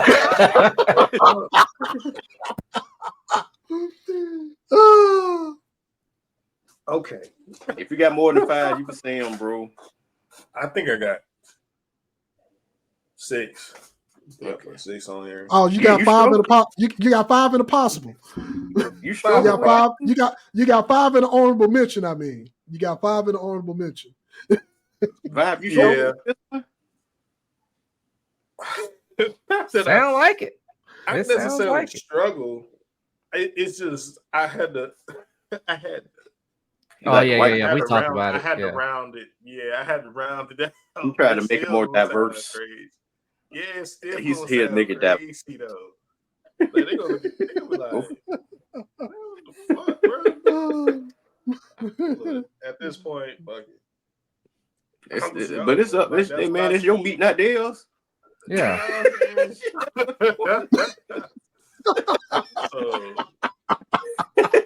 What you like? It's your beach meat Thursday, man. Right. I know what people think. It's gonna be interesting. Of course, mine's gonna be a little different. So I was young. Okay, go for it, man. Bracket. So shit, she might have been one back then for whatever reason. I had a crush on Selena Gomez. That was my little show back on the little Disney Channel show. Like, yo, she fired. Like, she was cool. When we say ours, can we give like a reference just in case people don't know who it is, so they can like look them up? You can. That's fine. Yeah, go for it. I'm about to go crazy. But of course, I can see Selena though. Yeah, Selena. Of course, another fan favorite from the boys when we was young. We used to talk about this girl a lot too. From the High School Musical, Vanessa Hudgens. Okay. She was lit. Okay. I gotta take it over to Transformers, Megan Fox. Lit. She got them eyes, man. She was fine. Fuck Megan Fox. God damn. Fuck Megan Fox. Damn. What she did to you? You sound like she light skinned. Damn. Megan Fox was fire in Transformers. When that shit, I was like, oh shit, okay. Let's what's up. Okay. You finna say fuck my list for real. Yeah. put my shorty in there. She always this next girl always gonna be fired, but Megan Good, she always gonna be fired. Oh yeah. Megan Good always gonna be fired. Megan Good is probably one of the ones on my list. She's one of the ones on my list. Like, yeah, Megan Good. Oof. I seen her titties and I got disappointed. Oh yeah, I remember that. Wait, yeah, I remember that. Yeah, I remember that. Who I forgot? She's with Jonathan Majors, right? Yeah. Jonathan Majors, you lucky bastard, you. Oh, I just want to call it out. You lucky bastard, you. But go ahead, Bob. My bad. I might have 2 hours mention. I'm tripping. I don't even know how I didn't even think of her name. But anyway, go ahead. Shorty, Rosario Dawson. Oh yes, yeah. Rosario. Oh yeah. Fire. Rosario got the best. She must got the best superhero, non-superhero coochie on anything, boy. Because all the superheroes be banging, busting her down. She still holding it up. She running through him on that. Now, Mac, you had to bring that up, Mac. What, Mac? She was running through him on Netflix. Well, he said she Miss Busted, baby, huh?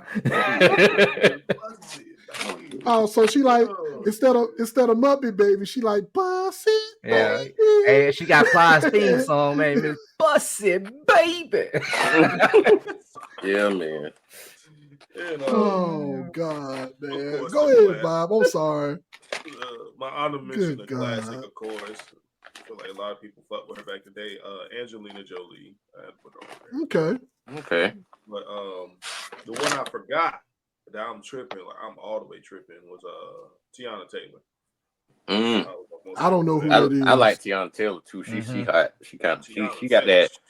She got that. Like, okay, I see why my boy was crazy about her for a minute. I don't know who that is. You look up. She's nice. Go to there's a video. Go to what's that video called? It's a Kanye video, but it's not. It don't really got him in there. It's just Tiana dancing in it. What is that song called? It'll come to me later. Fire though. All right. Yeah, Tiana. Okay. You got. Come on now. You got some more? No, that's it. Oh my! I gotta quit. All right, Mac. You up, Mac? Why you sitting up there eating all good and shit? You up? What you got? You ain't sharing shit. What you got? I got a Wendy's Frosty, man. It's my cheat day. I got a Frosty and a 6-piece nugget. Oh, okay. All right, so I'm gonna start it off. Go for it. I had a whole bunch. This is real tough for me, but I had a whole bunch, but I'm gonna keep it to a few. I'm starting my list off with y'all remember y'all knew what TLC stood for, right? I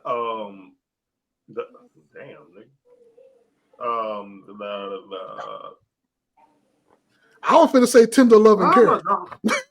I know it ain't. That's what it was, but it was Tittyless Crew. I figured that's what it was. Yeah. I was going. Yeah, more Mac. I figured that's what it was going to be. Yeah. Are you serious? Yo, man. No, that was my version of it. No, that's it. Yeah, knowing Mac. Yeah. But Chili from TLC from Tittyless Crew. She still look good today. Yes. She still look great. She still look great to these days. She still looks. It was something about her skin complexion and her hair. Oh my god! I had quite a few posters of her from Word Up magazine and Vibe magazine up on the house. Ashley from Fresh Prince was one of my favorites growing up as a kid. Of course. I was a Hillary fan too, but I ain't have enough money for her back then. It was bougie for me. Yeah. Ashley was tight. Leah Rashawn from Harlem Nights and Waiting to Exhale. Beautiful. Okay. Remember the Okay. scene where Sunshine had a dude? She called. She was Sunshine in Harlem Nights, and the white dude left the wife and stuff for her. I Yeah. don't blame. I'd have left too. Okay. I'd have left too. This is one that a newer person, Kyla Pratt from 101. Mm-hmm. Oh yeah. She was Okay. she's so cute to me. I really love her. Her little ass, she's so cute. All right, I'm gonna go on my bag a little bit. Donna D'Erico from Baywatch. That bitch was bad, boy. Man, Oh my god. Oh my god. Everybody was stuck on Pamela Anderson and what that other lady name was. But for me, it was Donna D'Erico. She was tight. Michelle Thomas from Family Matters, who played Myra. Oh yeah. Oh yeah. I think everybody had a crush on Myra. Part of the TLC on that. Oh my goodness. I don't know what Urkel was thinking about messing with Laura. Man, you had Myra, bro. You ain't bump Laura. She ain't trying to hit me anyway. I ain't have to be no Stephon to get it either. Man, I knew we tripping. I'm gonna go back another one. I might not know who this person is either, but she was on ESPN. It was a show called Flex Appeal. Her name was Kiana Tom. She was a fitness lady. Tight. Really was a big fan of her. Okay. Raven Simone.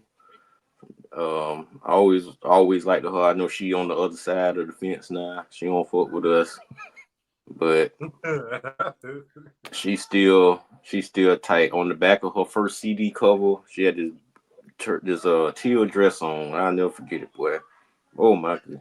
A lot of light skinned women. A lot of light skinned women. I got. Yeah. Okay. I got the gang of armament. I'm just running them down real quick. Tia Tamera, the sister. Light skin. Jackie Harris, also the mom who was on the sister. Yeah. Light skin. Yep, sure was. Michael put a counter up. Light skin counter and shit. Hold on. No, I'm gonna leave it off right there. That's my list. No, go ahead. Go. No, in case we got some later on. Go deeper into your light skin bag. No, I'll wait till y'all finish if I name out some more in case I miss some more. That Donna D'Erico, you brought it back. I used to watch it. Look her up, Donna D'Erico. I remember. Oh man. Oh man. All right, so I don't have that many. So, but the ones that I do have, they're going to be kind of quirky and probably weird to some people. One Goldie Hawn. I had like a semi crush on Goldie Hawn back in the day. I thought Goldie Hawn. That boy like that little retro coochie.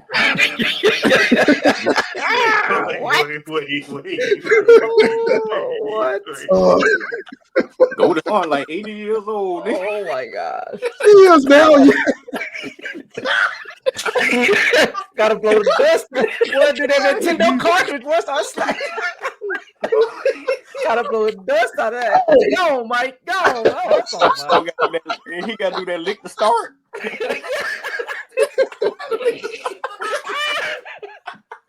Hey, leave Goldie Hawn alone, damn it. Leave Goldie Hawn alone, damn it. Oh shit. Oh man. All right. So, all right, I'm gonna stop. All right. I like the Golden Cool, man. Golden Cool though. Okay. Oh man. Next one. Next one, Selma Hayek. Okay, Selma Hayek. Yeah. Okay. It was just something about Selma Hayek. She still, once again, she still looks good to this fucking day. Still bad. Still bad. Mary J. Blige. Had a huge crush on Mary J. back in the day when I used to listen to her music. Still do dig into her bag sometimes to listen to some of her music. So, Mary J. Who else, man? Oh, Erica Alexander from Living Little Single. thing. Erica Alexander, yeah, Erica Alexander for Living Single.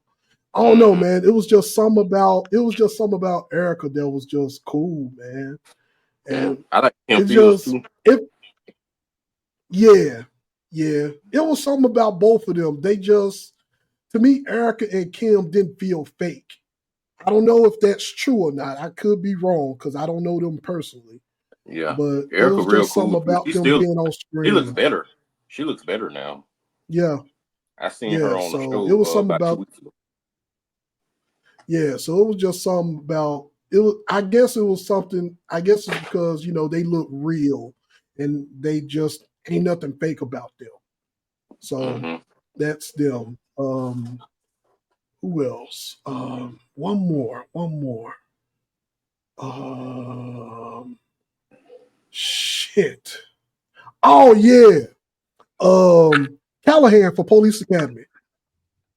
Oh, I need to talk about. Yeah, Callahan for Police Academy.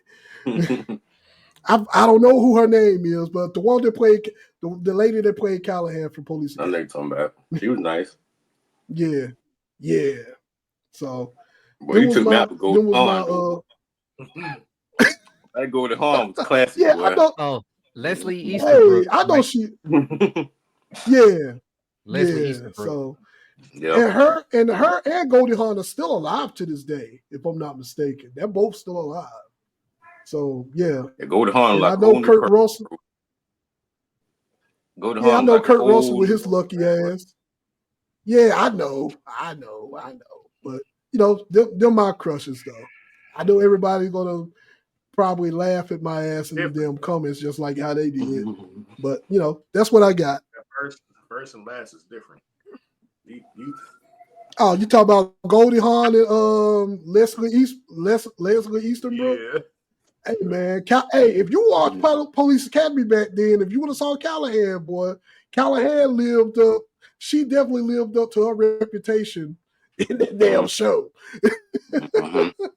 and she was a very attractive woman in Police Academy. So, but you forgot that's the premise of Police Academy back in them days. So, So, all right, Snapp. You the last man standing, sir. All right. All right. So this is funny. Man, it was hard. I'm gonna do a couple honorable mentions because they were coming to me as y'all were talking. I was getting upset. That's why I said I had to stop because they were still coming to me. That's why I stopped. Yeah. That's why I stopped. Back if you'd have kept going on, boy, I was starting to listen more would have came to me, man. But so I'm just gonna do my 5 right now, and then I'll do a couple honorable mentions. And so first off, I'm gonna start with Alyssa Milano from the OG Charmed. Yep. Man, that was a sexy chicken, man. Look. Oh yeah. Yeah. She was nice, boy. And that was a stomach, man. I don't know. It's just her stomach was just flat, man. There was just something about that. I was like, yeah, that's my woman right there. I got LeAnn Rimes. Oh man, not LeAnn. LeAnn Rimes, man. I'm telling you, that little sweet innocent thing. Man, look. Yeah, I don't know who that is. She's a country singer. Yeah, real popular in the 90s. Yeah, look her up, man. She was good with it. I got one for you. Wait. Oh, okay. All right. So, my next one, I'm gonna go. First, I'm gonna start off by saying this. So, my wife, I think she was like low key hating on me because she kind of found out I kind of had a crush on this lady. So she was like, we were watching some. I think we were watching what was it? Charlie's Angels, and she mentioned, she's like, why is her eye? She's like, her eye moving. I was like, no. And I look, so now I can't unsee it. But that woman I'm talking about is Lucy Liu. Man, I was in love with Lucy Liu, but now I can't unsee her wandering eye, man. I think it's a right one. It just started moving. I'm like, man. And so my wife kind of ruined it for me, but that don't say it. That's just 1 point off. That's I'm still good with that.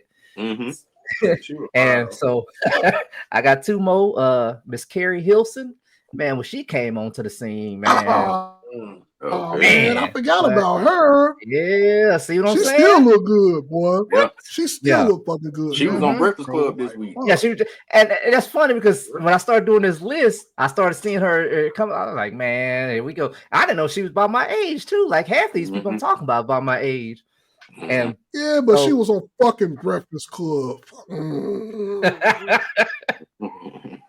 oh, she was talking about that Beyonce beef. Like she said, she was she didn't want to do it. You know, you can't go against the queen, man. You're gonna get stoned. Now, not the just the sidebar, real quick. I always liked it her and Kelly Rowland over Beyonce all day long. Yeah, I like I would Latavia carry. from the You like the original who? Latavia. yeah, was it Latavia Oh or yeah, Latavia? yeah, Yeah, Latavia, the little Yeah, short. I know you're talking about. Yeah, yeah, Lord. yeah.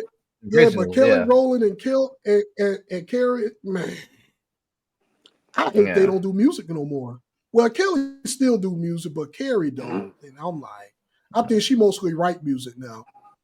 Yeah, and man, Damn, man, you're gonna make me listen to that bullshit Breakfast Club so I could just listen to what the fuck she doing. Fuck. Now I gotta listen to that fucking interview. Fuck, man.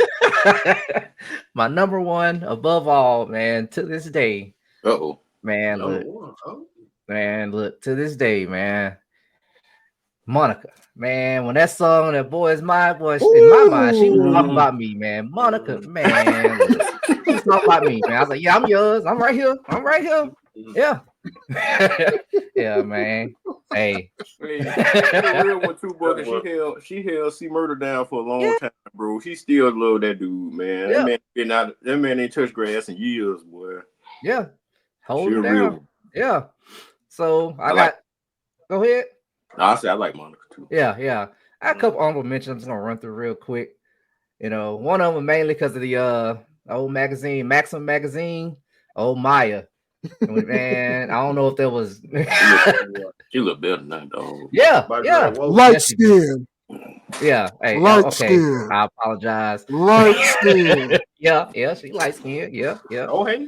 Light skin. What's her name? Old girl from Love and Basketball was Sanaya Lathan. Yeah, man. Yeah, she another one. Light skin. I'm gonna go ahead and say it. Beat you to it, Mike. Light skin.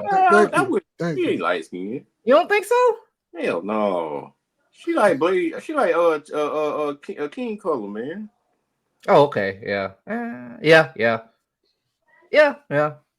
And so I got one more real quick. Some of y'all may not know it, but the chick from Star, Jude Demoris, I think is her name. She mixed, man.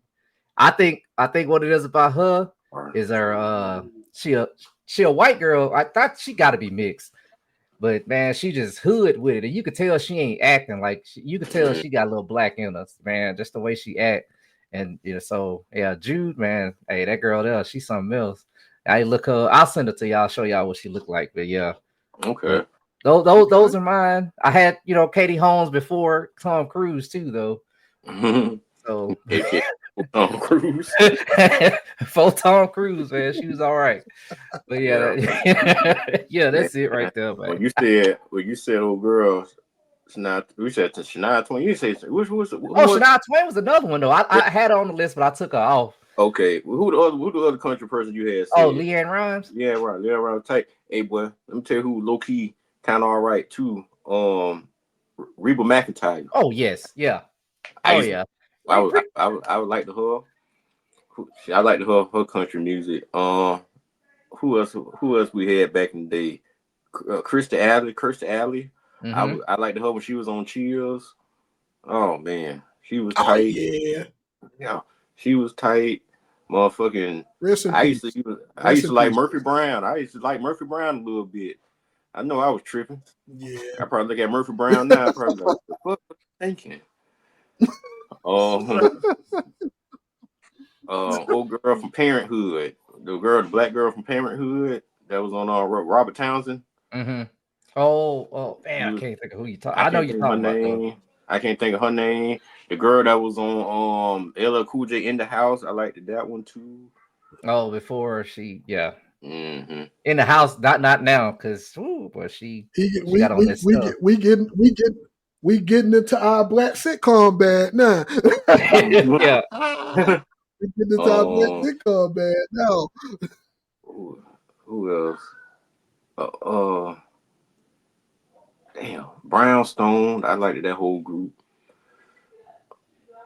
Oh man, En Vogue. I liked them. Don't forget. Mm-hmm. I was going to say Info, SWV.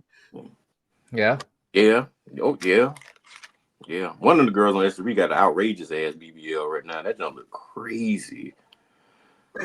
Short one, that shit look crazy. She's sitting on the fucking mat. Oh, I'm gonna tell you who else. I was adult then, but Mary, Yeah. them motherfuckers so thick.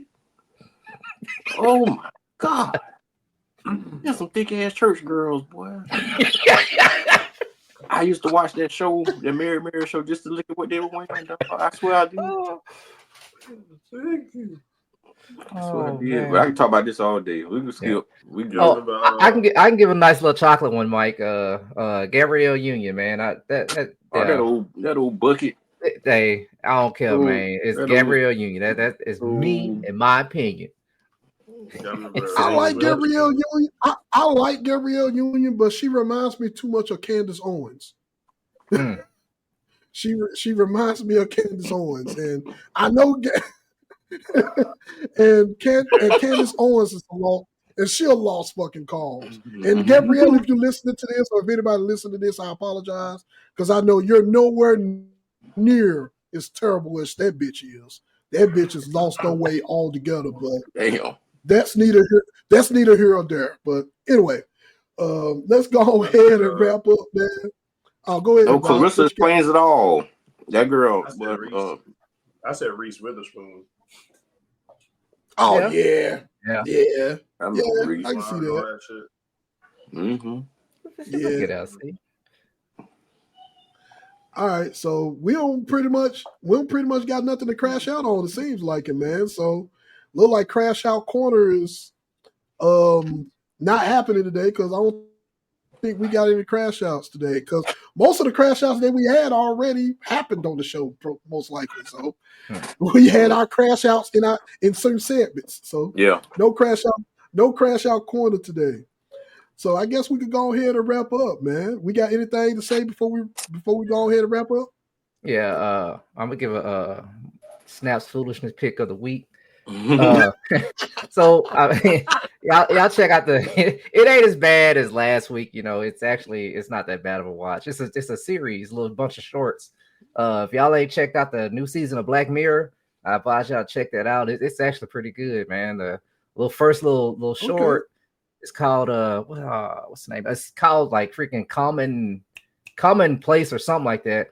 It's actually got Tracy Ellis Ross in it too. What happens is so there's this couple, they're trying to have a kid, but they didn't. Well, they couldn't have a kid, and the wife, she has, I think she has like a tumor or something on her brain, and she like basically she's on life support. And they come in and say, hey, look, there's a way we can save her. You know, it's basically you got to upload her consciousness to the cloud, and we install this chip in her brain, and she'll still be the same person, you know, like, and all the good stuff about her, she'll still be the same. She won't be different. And the dude's like, all right. She's like, well, how much is it? Like, oh, it's about $300 a month.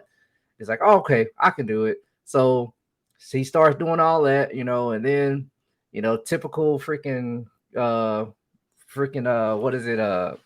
Government, I would say, the way they do things. So she goes after she does the surgery, she comes back, everything's fine. She's a teacher, so she's sitting there talking to the class and talking to the students and stuff. All of a sudden, she starts running an ad. She don't even know she's doing it, but she started running an ad and stuff, and it happens more and more. And they're like, "Hey, what's?" You know, so they went back to the company and say, "Hey, look, what's going on?" It's like, "Oh yeah, by the way, you know, it's just something, you know, because we're upgrading our network, this and that, and." You know, the ads, you know, they go out to certain people, but you know, we do have another tier called the I think primary tier. You know, it's extra, you know, it's an extra 500 on top of, you know, the common tier, which is $800 a month. It's like, what? It's like, yeah, man, I guess I could do that, you know. So they started doing that, you know, so now she don't do ads no more. So she ain't just randomly splurting out ads. So this dude, he working overtime. He's doing all kind of stuff to like, you know, keep her straight without saying ads. Because they were having sex one time. She started running an ad about some lube, man. It was hey, it turned them off, man. What the fuck? Yeah, man. Talking about, oh yeah, get your man. great. Yeah, man. It was a trip, man. Oh man, she didn't even know what was going on, man. He was like, "Nah, I'm good. I'm good." I think after that, that's when they went to they was like, "Hey, we got to talk to somebody about this." So, so then after that, they decided what happened? Oh yeah, this man, he's having trouble paying for it. So he go on the dark web and do some crazy stuff to get extra money. And I ain't gonna say what goes on about that. It's a little crazy. But you said dark web. That's all you need to hear. Yeah, dark. There you go. Yeah. Exactly. So after he paid for that, so now she's like sleeping longer because they said she'll sleep. You know, she just sleeps longer, but that's fine. So now she started to sleep longer, and it was like, man, what's going on? It's like, yeah, oh well, you know, we're upgrading our network again. You know, so now I think it's like $1,500 a month. Yeah, it's like $1,500 a month, and she won't sleep because now she said, well. Say, oh yeah, by the way, the we don't have the common tier no more, and the platinum tier used to be platinum tier. That's now our standard tier. So now we got this other tier that's $1,500 a month called the Lux tier. So it's just like, man, look, they got to spend more and more money. He getting pimped out. Yeah, he was, man. And all he was doing was trying to keep it. Yeah, all he was doing was trying to, save his wife, man. And so they started talking about it. She started talking about, yeah, she's like, man, I was trying to have a kid, and then the lady's like, "Oh, so you're trying to have a kid?" And it was like, "Yeah, what's the problem?" It's like, "Oh, well, you know, I'm glad you're not pregnant because if you were, that's an extra $19 a month because you know it's the hormones and it's a lot going into your brain. You know, we got to keep up with the network, and it just gets the price. Yeah." Hey man, that was just the first one. They got a couple more that was pretty good, but that one right there, man, I was hooked. I think I finished that whole season in like one sitting. But yeah, it was good, man. But yeah, ladies and gentlemen, yeah, Black Mirror. Ladies and gentlemen, Snapp's foolishness. That's it, man. Snapp's foolishness, ladies. That's it, man. It's not as bad as the last one. All right, man. Appreciate everybody for watching. Thanks so much for the love. We appreciate y'all time. Hopefully you guys enjoyed the podcast. Follow us on all platforms at the GBTC podcast. It's available everywhere. We're also on Spotify as well, so check us out if you want to listen to the audio version. And as always, thanks for the support, man. We appreciate everyone. And the podcast is only going to get better, y'all. Podcast is only going to get better. So everyone, have a great afternoon and evening. Take care of your minds. Take care of your hearts. And we will talk to you again next Monday. Take care. Be safe. Deuces. Bye, y'all.